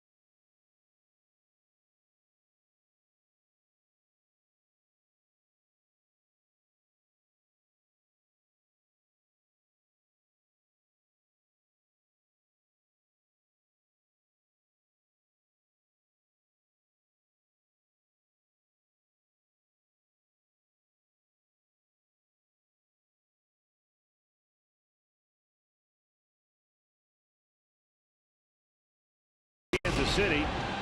It's time for the Cleveland Clinic call to the bullpen. Dan Otero will come on for the Indians in relief of Ryan Merritt, who gave a tremendous performance tonight. 5 innings, 1 run on 3 hits, didn't walk a batter, struck out 4. You wouldn't know it by the way that Merritt pitched tonight that he hadn't thrown a baseball in a competitive game in 18 days. No, I'll tell you, he did a very nice job. After that first inning, he settled in and just retired everybody he faced after that. And now Dan Otero, who has been so valuable to the Indians bullpen this year. 5 wins, 1 loss, an ERA of just 1.57 in the 61 games that he has pitched this year.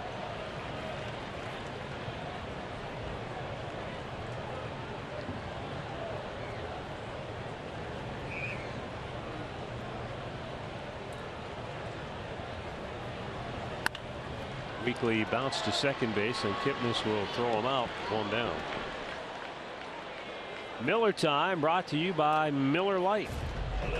And Ryan Merritt spotted his fastball in and out, changed speed so effectively with both his changeup and his curveball, and just had Royals hitters off balance all night long. He got the double play ball to get out of the first, and then retired 13 in a row to finish the night. He just stayed on the edges. He never made mistakes that in the middle of the plate, and when they were looking for something that had a good pitch, he just got it right by him.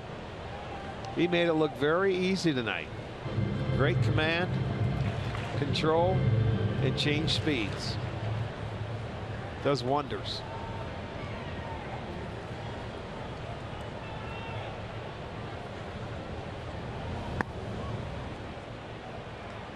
Watching as we have this year the way Otero has pitched, a 1.57 ERA, and Andrew Miller just dominating with a 1.50 earned run average.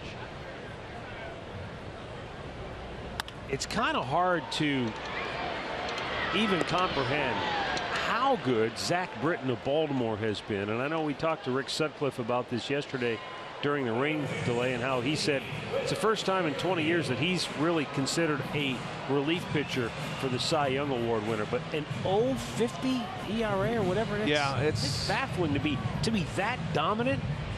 It's ridiculous. It's been one of those years for him. He has been absolutely perfect when it comes to the saves. I'm told our own Ken Rosenthal, FoxSports.com, said he will vote for Zach Britton. Okay, I'm sure there will be some guys that vote for him, no question. Matter of fact, in Boston tonight, Porcello was going for win number 23. Chop to third. Perfect throw by Ramirez, and Otero picks up where Merritt left off, retiring the side in order.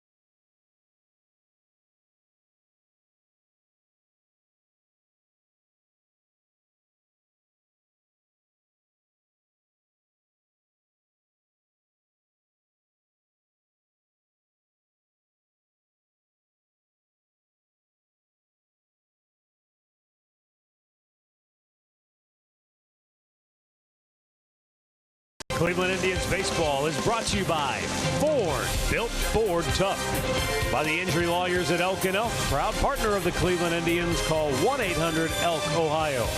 And by Adventure, Chrysler, Jeep, Dodge, Ram.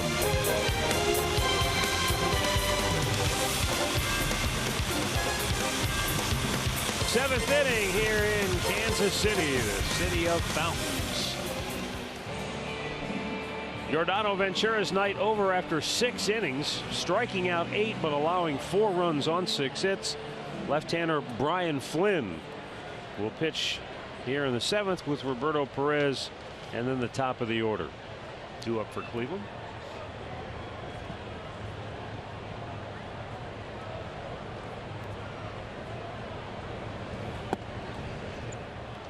Carlos Rodon, who we just saw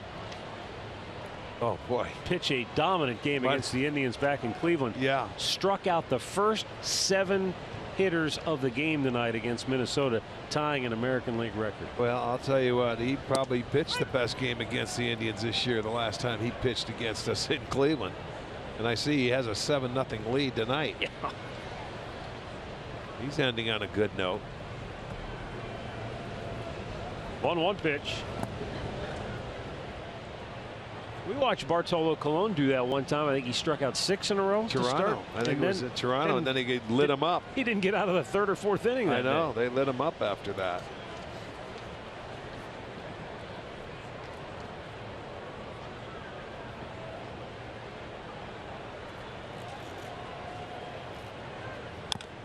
Chopper back toward Flynn.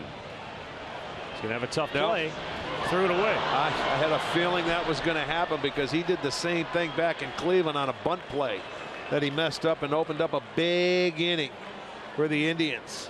Flynn on the year against the Tribe, making his 5th appearance. He's 0-2. Made 1 start, but in 8 innings, giving up 8 hits and 5 earned runs. And look how long it takes, and he tries to rush it. Big guy, left-hander. They're ruling that a straight error all the way. I think that should have been a hit in an error. He's going to be safe. It looked like it, yes. I would agree with you. And we're going to get a pinch runner. Martinez goes out to 2nd.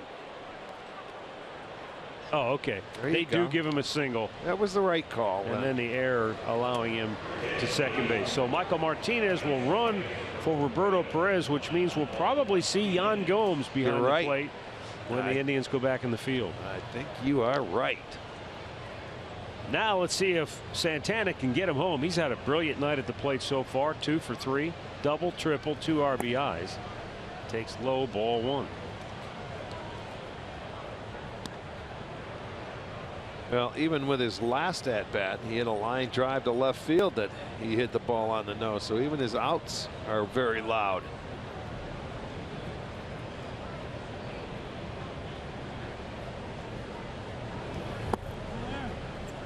Two and 0. Well, there's Yan Gomes. He doesn't have his gear on Yeah, yet. he does. He's got his shin guards on. Oh, he does? Yes, he does. I saw him down in there. He's there. He's rocking them. Okay. Bad info. 2-0 pitch. Swing and a miss.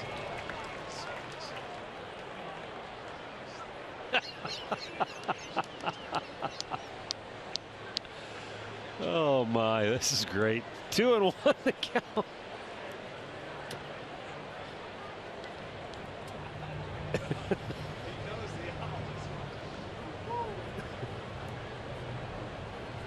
And the pitch, and Santana socks it into left field. Martinez broke back initially because he had to make sure that was going to get through the infield. He'll reach 3rd, but the Indians have him at the corners with nobody out. Santana just a homer away from the cycle now. There's his first one, which was a double in his first at bat. His second one is going to be a triple and driving in a pair. Hit a line drive in his 3rd at bat, but then he gets the base hit to left here for his 3rd hit, and he stays red hot. Got an owl sighting in here, Kansas City.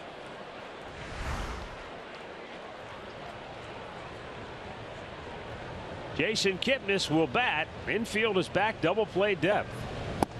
And he swings through it. Kipnis drove in a run with a sacrifice fly in the 3rd. Yeah, this is a free at bat for Jason. They had it back in the 6th inning, 2nd and 3rd, nobody out. They couldn't take advantage of it. Giordano Ventura worked his way out, struck out 2, and then had a little weak grounder just back to himself.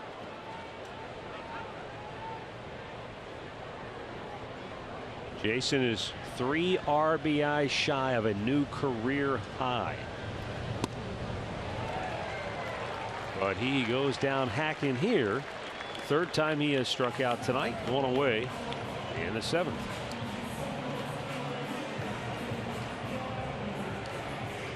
And to the plate is Francisco Lindor, who walked in the 1st, doubled, and scored in the 3rd, which ended his lengthy offer, and then was hit by a pitch with 2 outs in the 5th, and then eventually got picked off to end that inning.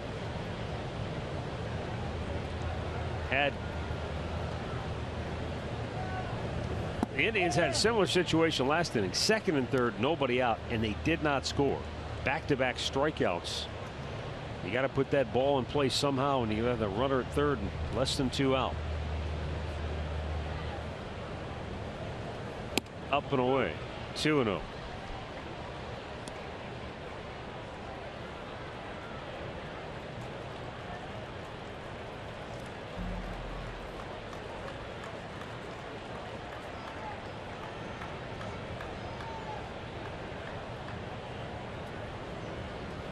Upstairs, 3 balls, no strikes. Toronto continues to lead Boston 3-1. They're in the 7th inning. That's important for the Indians, because should the Red Sox lose and the Indians go on and win, and they would move a half game ahead of Boston for home field advantage. So that's smoke deep left down the line, off Hit the the pole. A 3-run homer for Lindor. There you go. Down the line, and the carom shot makes it a 7-1 Indians lead. That's 2nd hit for Frankie tonight. That felt good, but it caught the pole, and that's a 3-pointer. First home run of the night. He has 5 homers against Kansas City on the year, gives him 13 RBIs against him. So the Royals bring out the best. Boy, it pitched it. He knew it. He put his head down. It was just a matter if it was going to stay fair. It's the pole. And Mike Napoli takes a strike.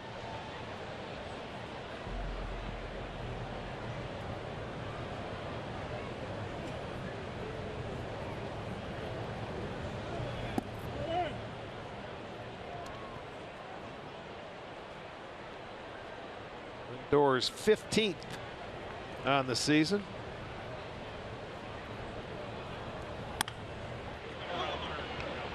It's a fair ball, long throw from 3rd, and it's going to be an infield single for Mike Napoli.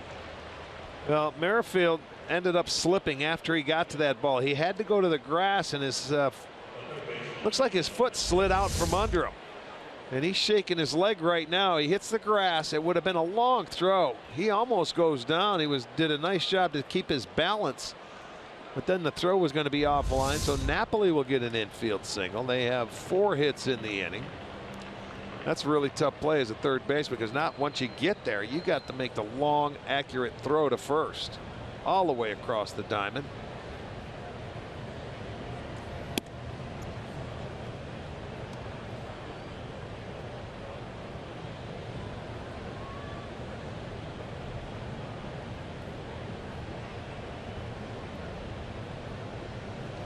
Jose Ramirez batting right-handed, bounces it to short, to 2nd for 1. No chance to turn the double play, but there are now 2 down in the inning.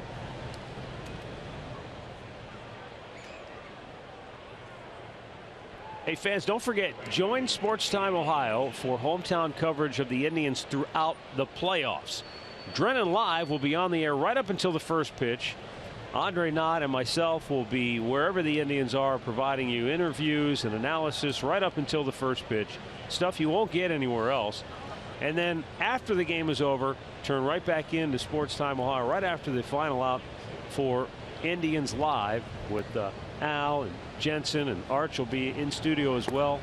And Andre and I will cover from the clubhouse. So we've got you covered pre and post for all the news you want on your Cleveland Indians as they get ready for October baseball. And the key now, as Lonnie Chisenhall fouls one off,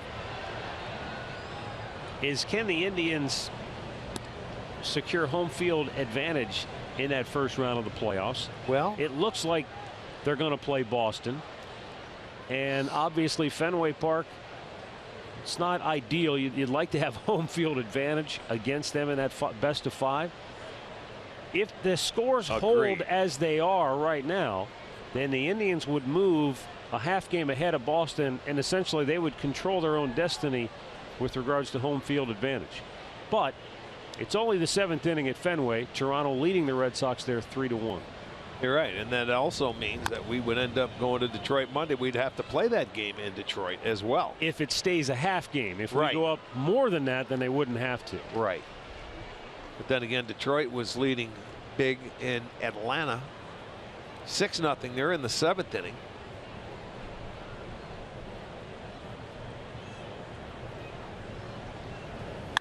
Bonnie ropes one just foul down that right side.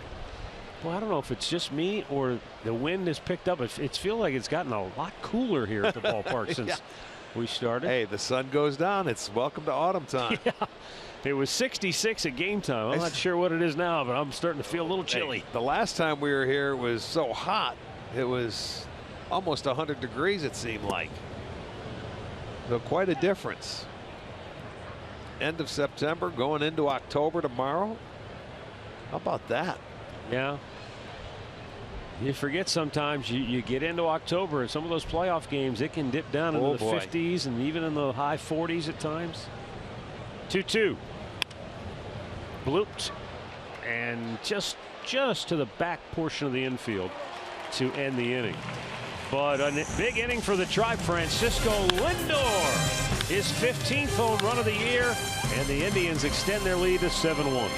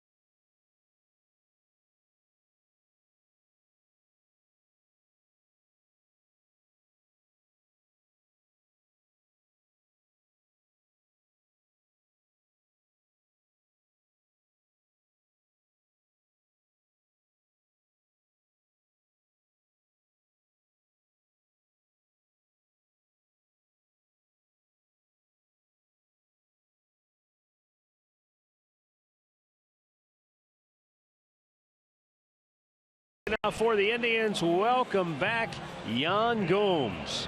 It's been a long absence for Gomer, who was last with the Indians right after the All-Star break in Minnesota. Suffered the shoulder injury running down to first base, tumbled over the bag, and then he was just a day away from being activated after recovering from that injury and going out on a rehab assignment when he was hit by a pitch just about 2 weeks ago. But the good news for Yan is that he's back. He's back in action. And got to feel like he's come a long way this year. Boy, it's been a tough year. One of those years it seems like everything has gone wrong. It did for Yan. Got off to a slow start offensively. Injuries, boy, it's just been one tough year. So I'm sure he's thrilled to death to just get behind the plate.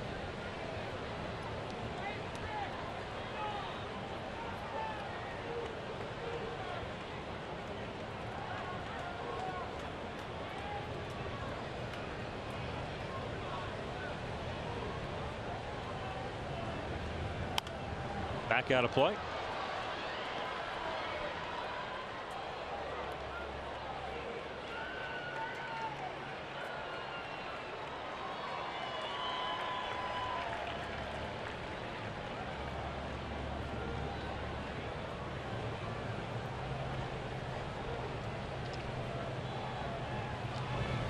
Swung out and missed, and Eric Hosmer expanding his strike zone, couldn't get to it.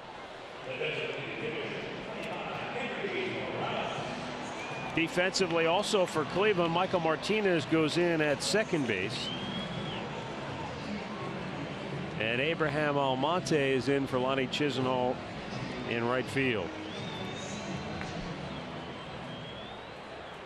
And this kind of goes back a little bit to what Terry Francona was talking to Andre about.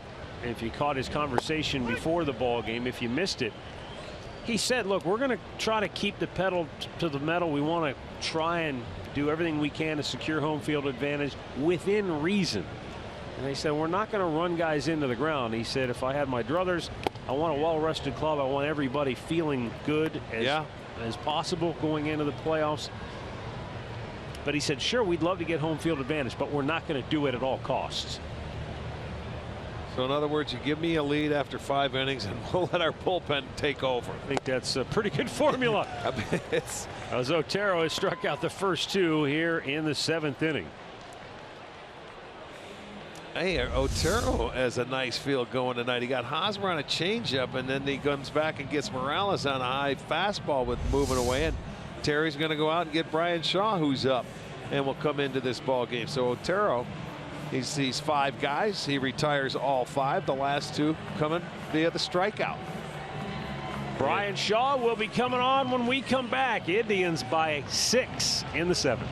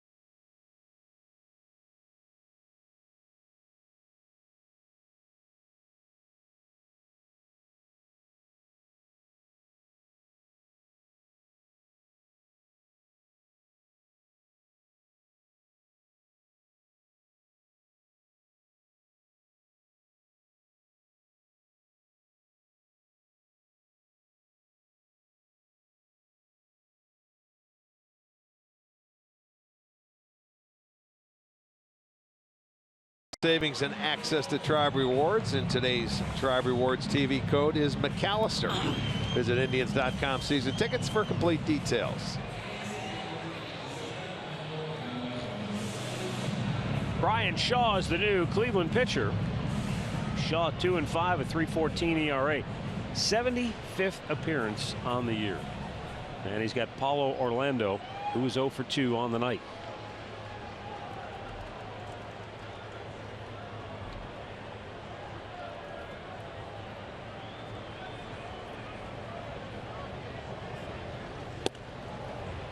And Orlando swung and missed and knocked a little equipment off. Lost his protection. Yeah, on his right elbow. Took the swing and it came off at home plate.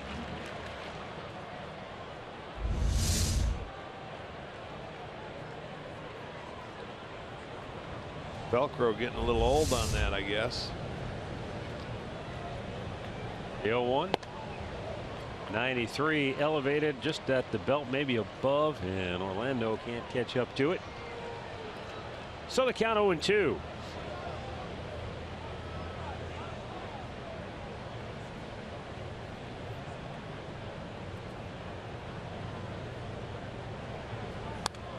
There's the cutter off the outside part of the plate. Got a piece.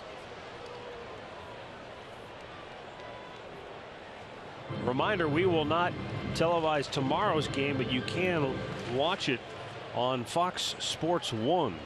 So check your local listings and your cable lineup for FS1, Fox Sports 1. That's tomorrow, 4:15 Eastern Time. Swung out and missed. Bryant Shaw threw it right by him.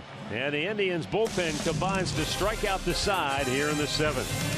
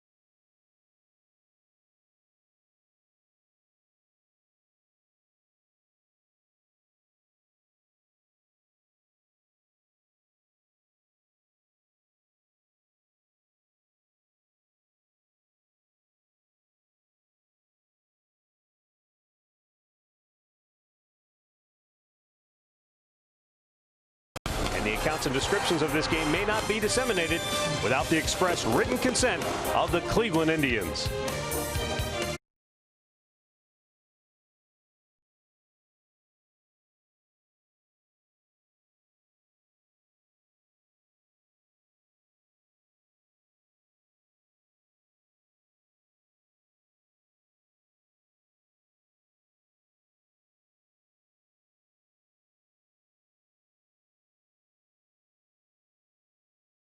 The telecast is presented by authority of the Cleveland Indians and may not be reproduced or retransmitted in any form. And the accounts and descriptions of this game may not be disseminated without the express written consent of the Cleveland Indians.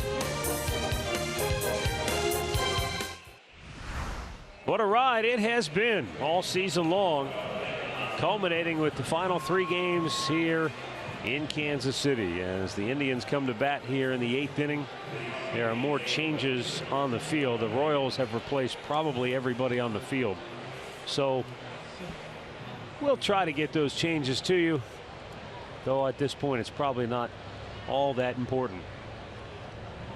Rajay Davis will lead off, and he smacks one foul over toward third.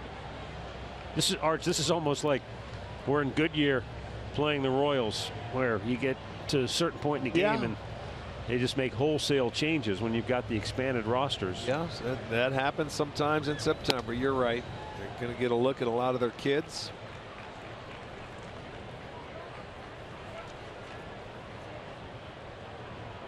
The Indians have had 2 big innings, one in the 3rd where they scored 4 times and a 3-run homer in the 7th for all 7 runs.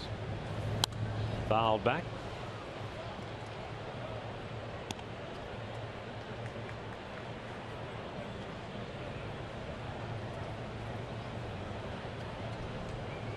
You know, I'm sure that for Royals fans and even the players, coaches, front office staff, there's disappointment and the fact that they won't get a chance to truly defend their title, at least in the postseason. But when you think about what they've accomplished to get to the World Series in back-to-back years, really Really impressive. And the fact that they were able to go back and win it last year obviously makes it worth the heartache of the season before. Well, they were oh so close. You remember they were 90 feet away from that with the Giants the year before. Trying to think, are the Yankees our last repeat champion then? Has it been that long now? Got to go back to what, 90, 99 and 98? Yeah. Late 90s, early 2000s, somewhere in there. Geyer sitting.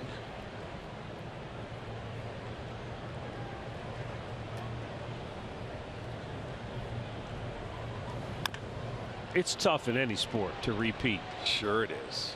The one sport I would say that, you know, because basketball, because there are so few moving parts on a team, you know, if you've got two great players on a basketball team, you've got a chance to repeat. But even the Warriors saw how difficult it was this year. They had a 3-1 lead on the Cavs, and everybody's dancing on the streets probably thinking they got this wrapped up, and it didn't happen for them. Yeah. So hey, it's tough to win one, let alone repeat. Brandon Geyer whoops one foul on the left side.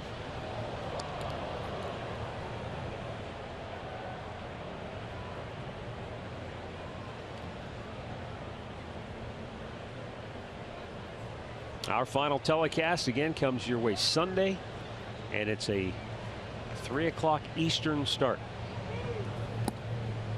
And again, if you joined us late, the reason for that is that a couple of years ago baseball decided they were going to start all the games on the final day of the regular season at the same time, so teams didn't have to sit around and wait, see somebody out on the West Coast what they did. And it evens the playing field, because teams on the West Coast that could play later, if you know, they wouldn't have to play certain players if they saw something happen. Right. Yeah. You know, if a team that they were looking for or had to win or lose, they didn't have to play their important players. And again, so much could happen in the next 2 days that could make everything that potentially could happen on Sunday a moot point.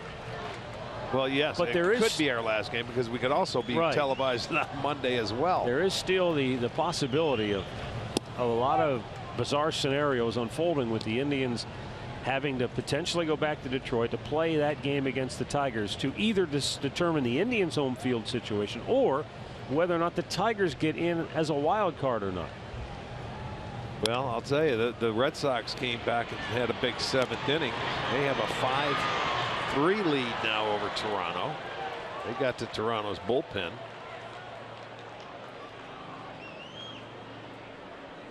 (5-3) now, Boston. Big Poppy with a 2-run homer. And Ortiz and the Red Sox have to feel a lot better about things now.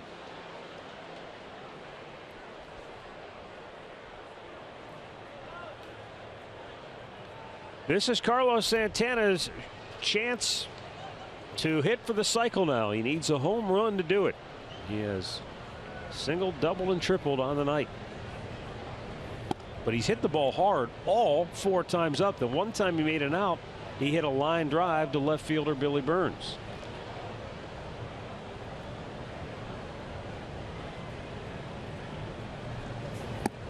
And a little low, 2-0. Yeah, they want to pitch him inside. Butera's trying to get in there. The irony of this is that here's Santana trying to hit for the cycle, needing a home run in a park he's homered in more times than any Indian ever. Yeah. That would be his 15th if he could hit one, right? Yes, sir. And this isn't a new park. I mean, this goes back to, your era. So guys from the 70s, 80s, 90s, 2000. Not an easy park to hit home runs in.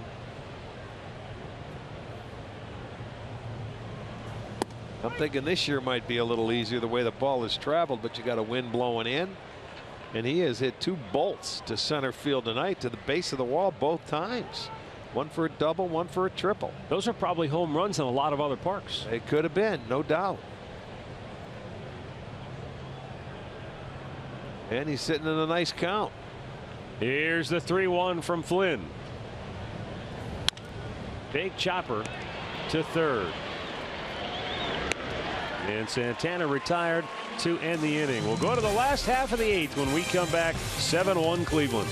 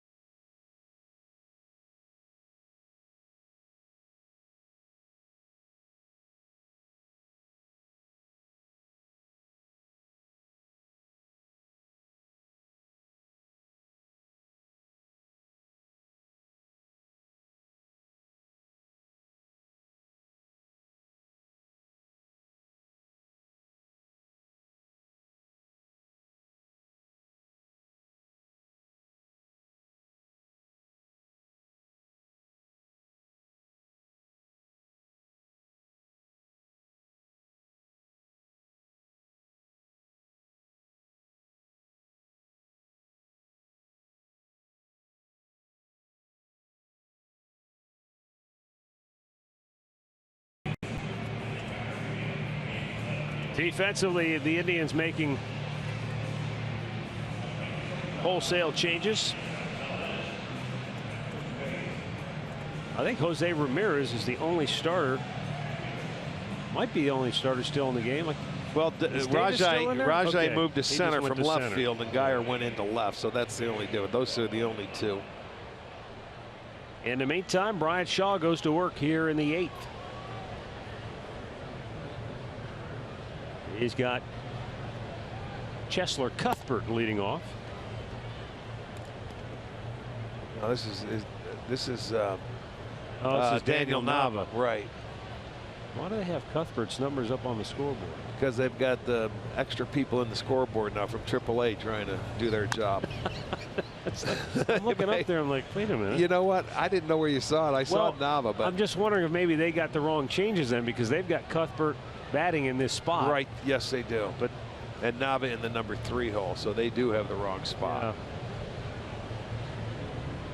Otherwise, the Indians would have probably brought this up to the umpire, and Orioles would be guilty of batting out of order. There's a ground ball routinely hit to Eric Gonzalez, and the Indian shortstop throws him out 1 away.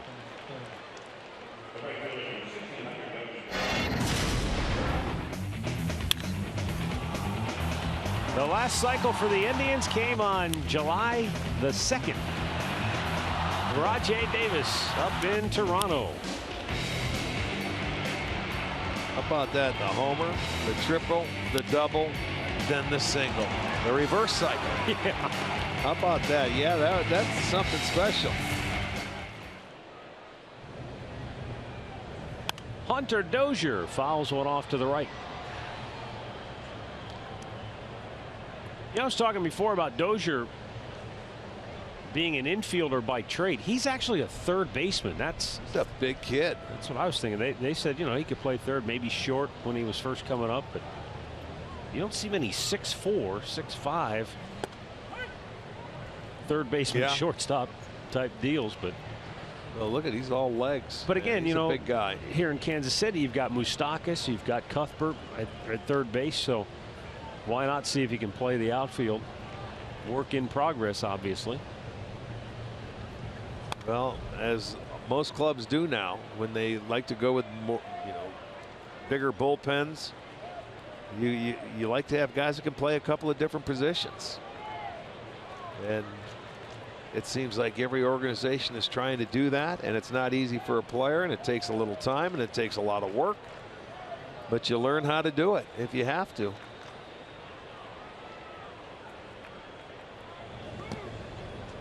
Well, Dayton Moore and company sort of surprised a lot of people 3 years ago when they made Hunter the 8th overall pick.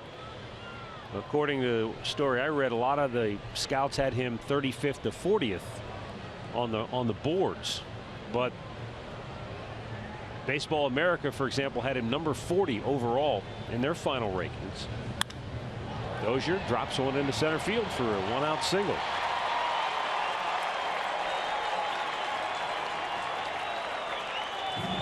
And out comes Terry Francona, because it's time now. It's Miller time out of that bullpen.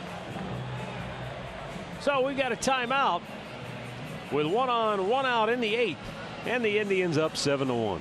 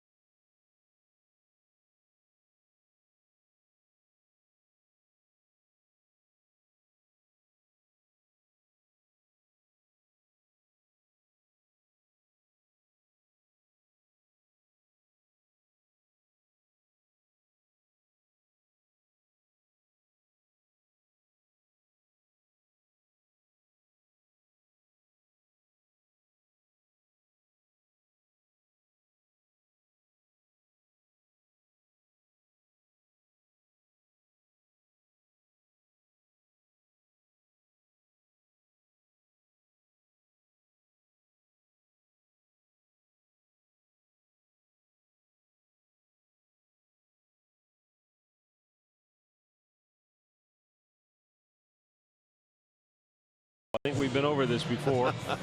And there's no crying in hockey either. Countdown to face-off to the Blue Jackets home opener at Nationwide Arena against the Boston Bruins is just 13 days away on the home of the Blue Jackets, Fox Sports Ohio. Andrew Miller.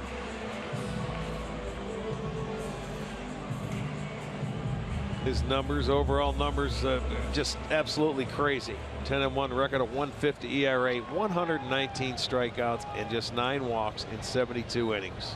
Guy's like the angel of death when he comes into a game. It really is. I mean, when you look at it, and even with the Indians now, this is his 24th appearance, but he's 4-0 with Cleveland, a 169 ERA, and his 26 2/3, just 13 hits and 42 strikeouts and 2 walks since he's been with the Tribe. Butera swings and misses, and it's 1-1. And this is the way the Indians think they could do it. You know, when you get into postseason, if you can get a starter that can give you 5 innings, you can get a lead and turn it over to this bullpen. Nice piece of hitting by Butera. Shoots one down the right field line into the corner. Almonte can't dig it out. He's having trouble finding it, picking it up, and scoring all the way from first is Hunter Dozier. Into third with an RBI triple is Drew Butera. Well, that is a really nice job of hitting by Butera. He gets a triple, his very first triple of the year. That's the 33rd for the Royals, and you get that pitch out there, just slap it the other way, and you see how this ballpark plays. You have to wait till that ball comes to you. So that's triples. You can get one to the gap or get one down the line. So that's triple territory. So they have an opportunity now to get another run and get a run off Miller if they can get him in here with 1 out. Raul Mondesi 0 for 2 is the batter, and a pitch outside, ball 1. Run that scored belongs to Brian Shaw.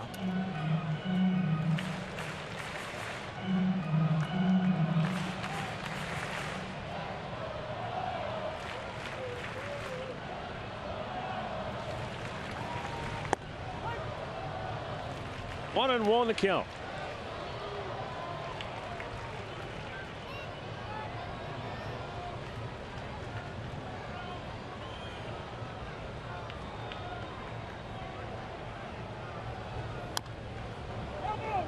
Thought that ball came up, it looked like it hit him in the stomach or thereabouts. Watch Slider. this. A little slider goes right down. It came straight back up. Oopsie. Ouch.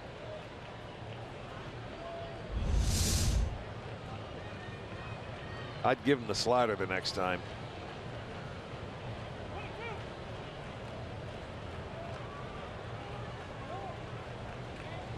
Well, he's coming right back with it.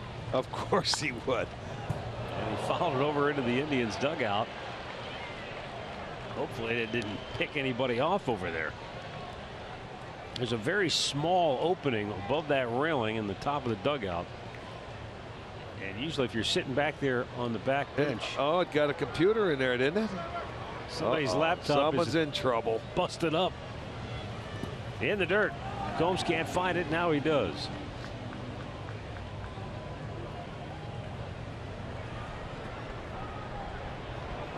That's why you have insurance. Trying to figure out whose it is. Baseball's been breaking windows. Anything made out of glass for as long as it's been played. Now the 2-2. And another foul ball by Mondesi.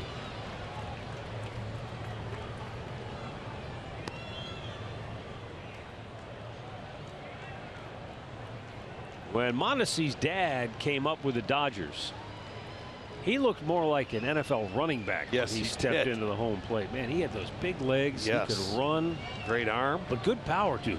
Great arm is right. Swung on and missed. He strikes him out. 2 away.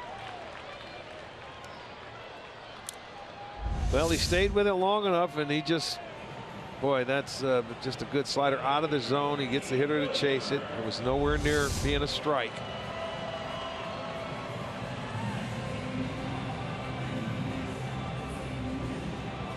And Billy Burns will bat. Oh, he is 1 for 3 on the night.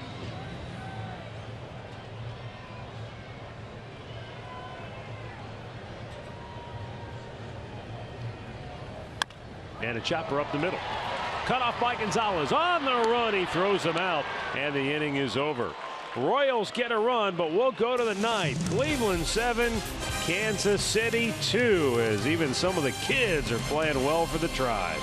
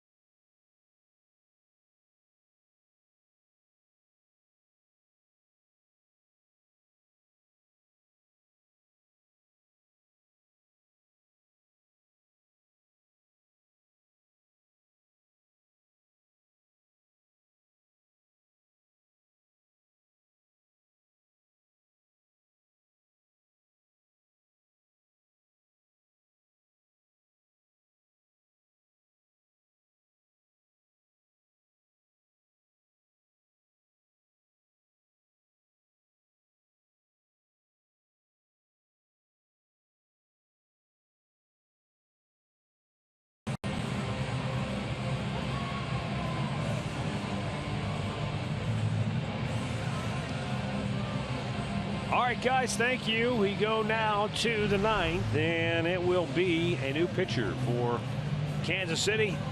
The well-traveled Brooks Pounders. If there's a better name in baseball, I want to hear it. Sounds like a wrestling name. 12th appearance so far this year.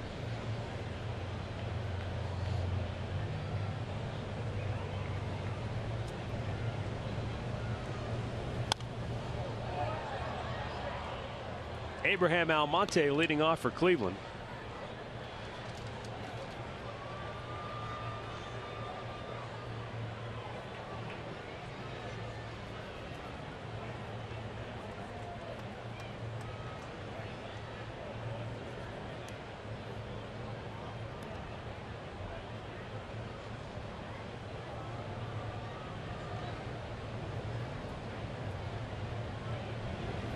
Missed inside. Brooks Pounders is a California native. Makes his home in Temecula. Born and raised in Riverside.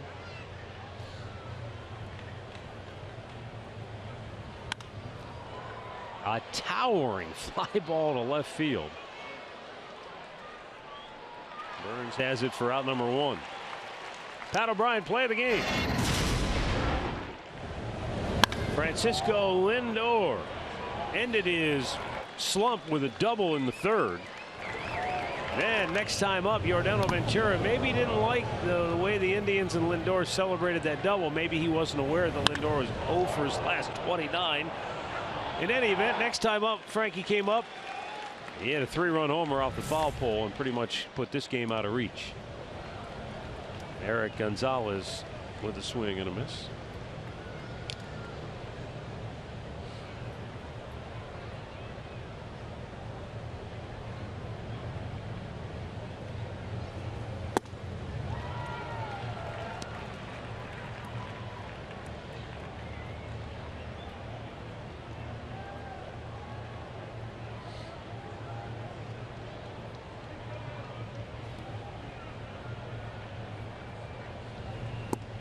And a good pitch to strike him out. 2 down.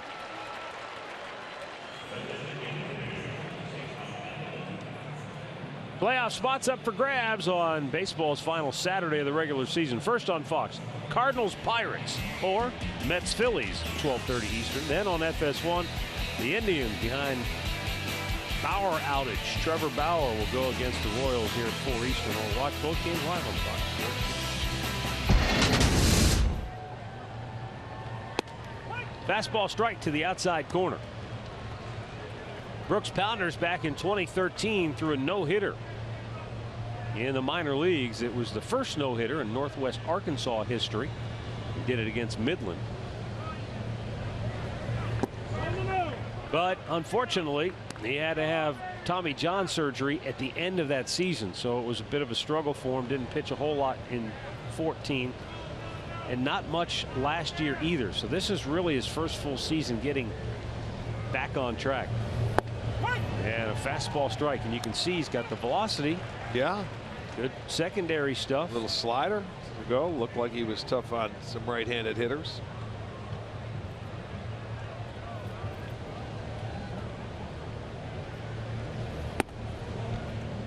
Fastball took off. Pounders just turned 26 4 days ago. The 2-2 missed in off the plate and a full count.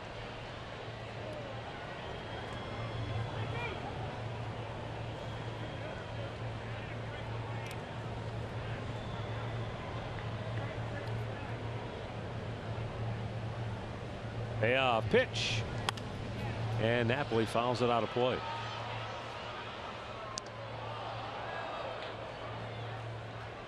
I don't know who Kansas City gave up to get him, but they got him from the Pirates. Infielder Diego Goris and infielder Yameko Navarro.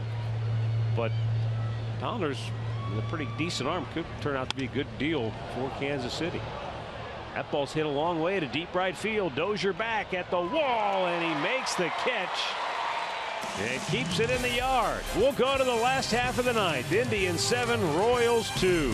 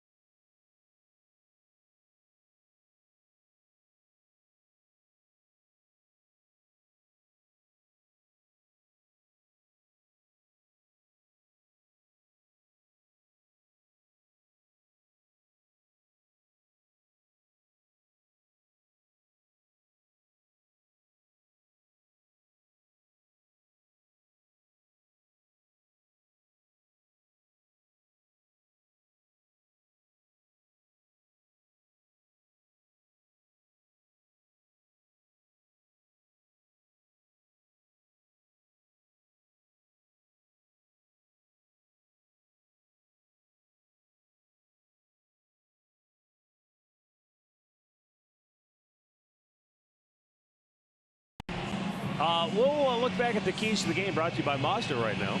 Indians looking for home field in the ALDS. They're a half game back of Boston. They must finish a half game, at least a half game ahead of them on Sunday to make that game in Detroit a reality. But right now, the Red Sox are winning at last check at home. They got it to the big boys in the bullpen because Ryan Merritt was just simply sensational tonight. He hadn't pitched in, what did I say, it was 18 days. Yeah, you sure? Hey, you would never be able to tell the command he had, the way he changed speeds. It was really fun to watch. And now Cody Allen will pitch the ninth.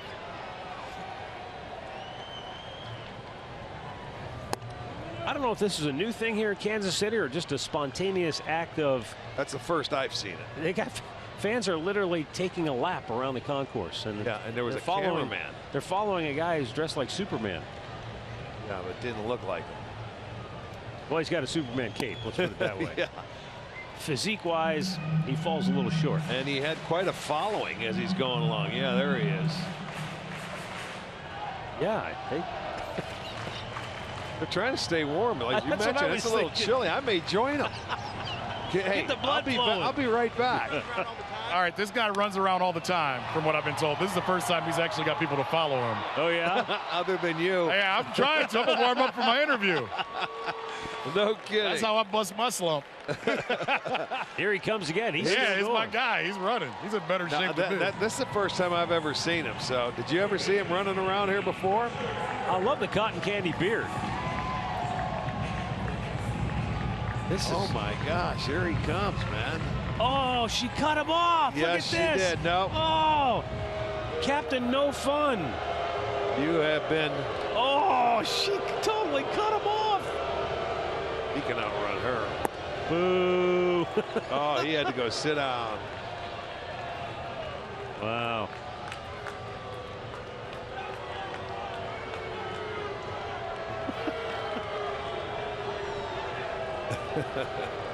There's more people watching that than there is the game right now. You're right.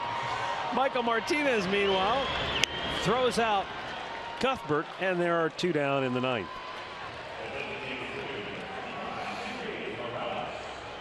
So running man is allowed to run, but when he attracts a throng of hundreds, that's when they shut him down.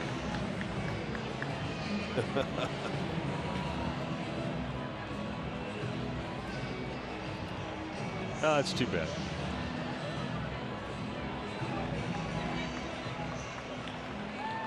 But you do have to wonder, Arch, What possesses a man to dress like that and go to a sporting event? He's having fun.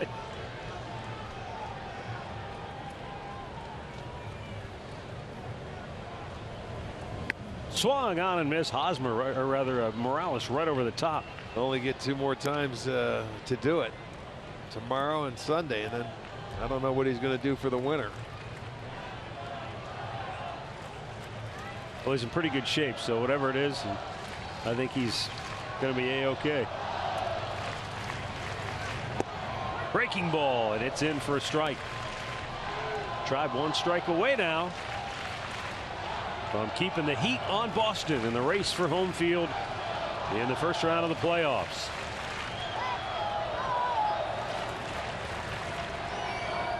Swing and a miss. He struck him out to end the game. The Indians beat the Royals for the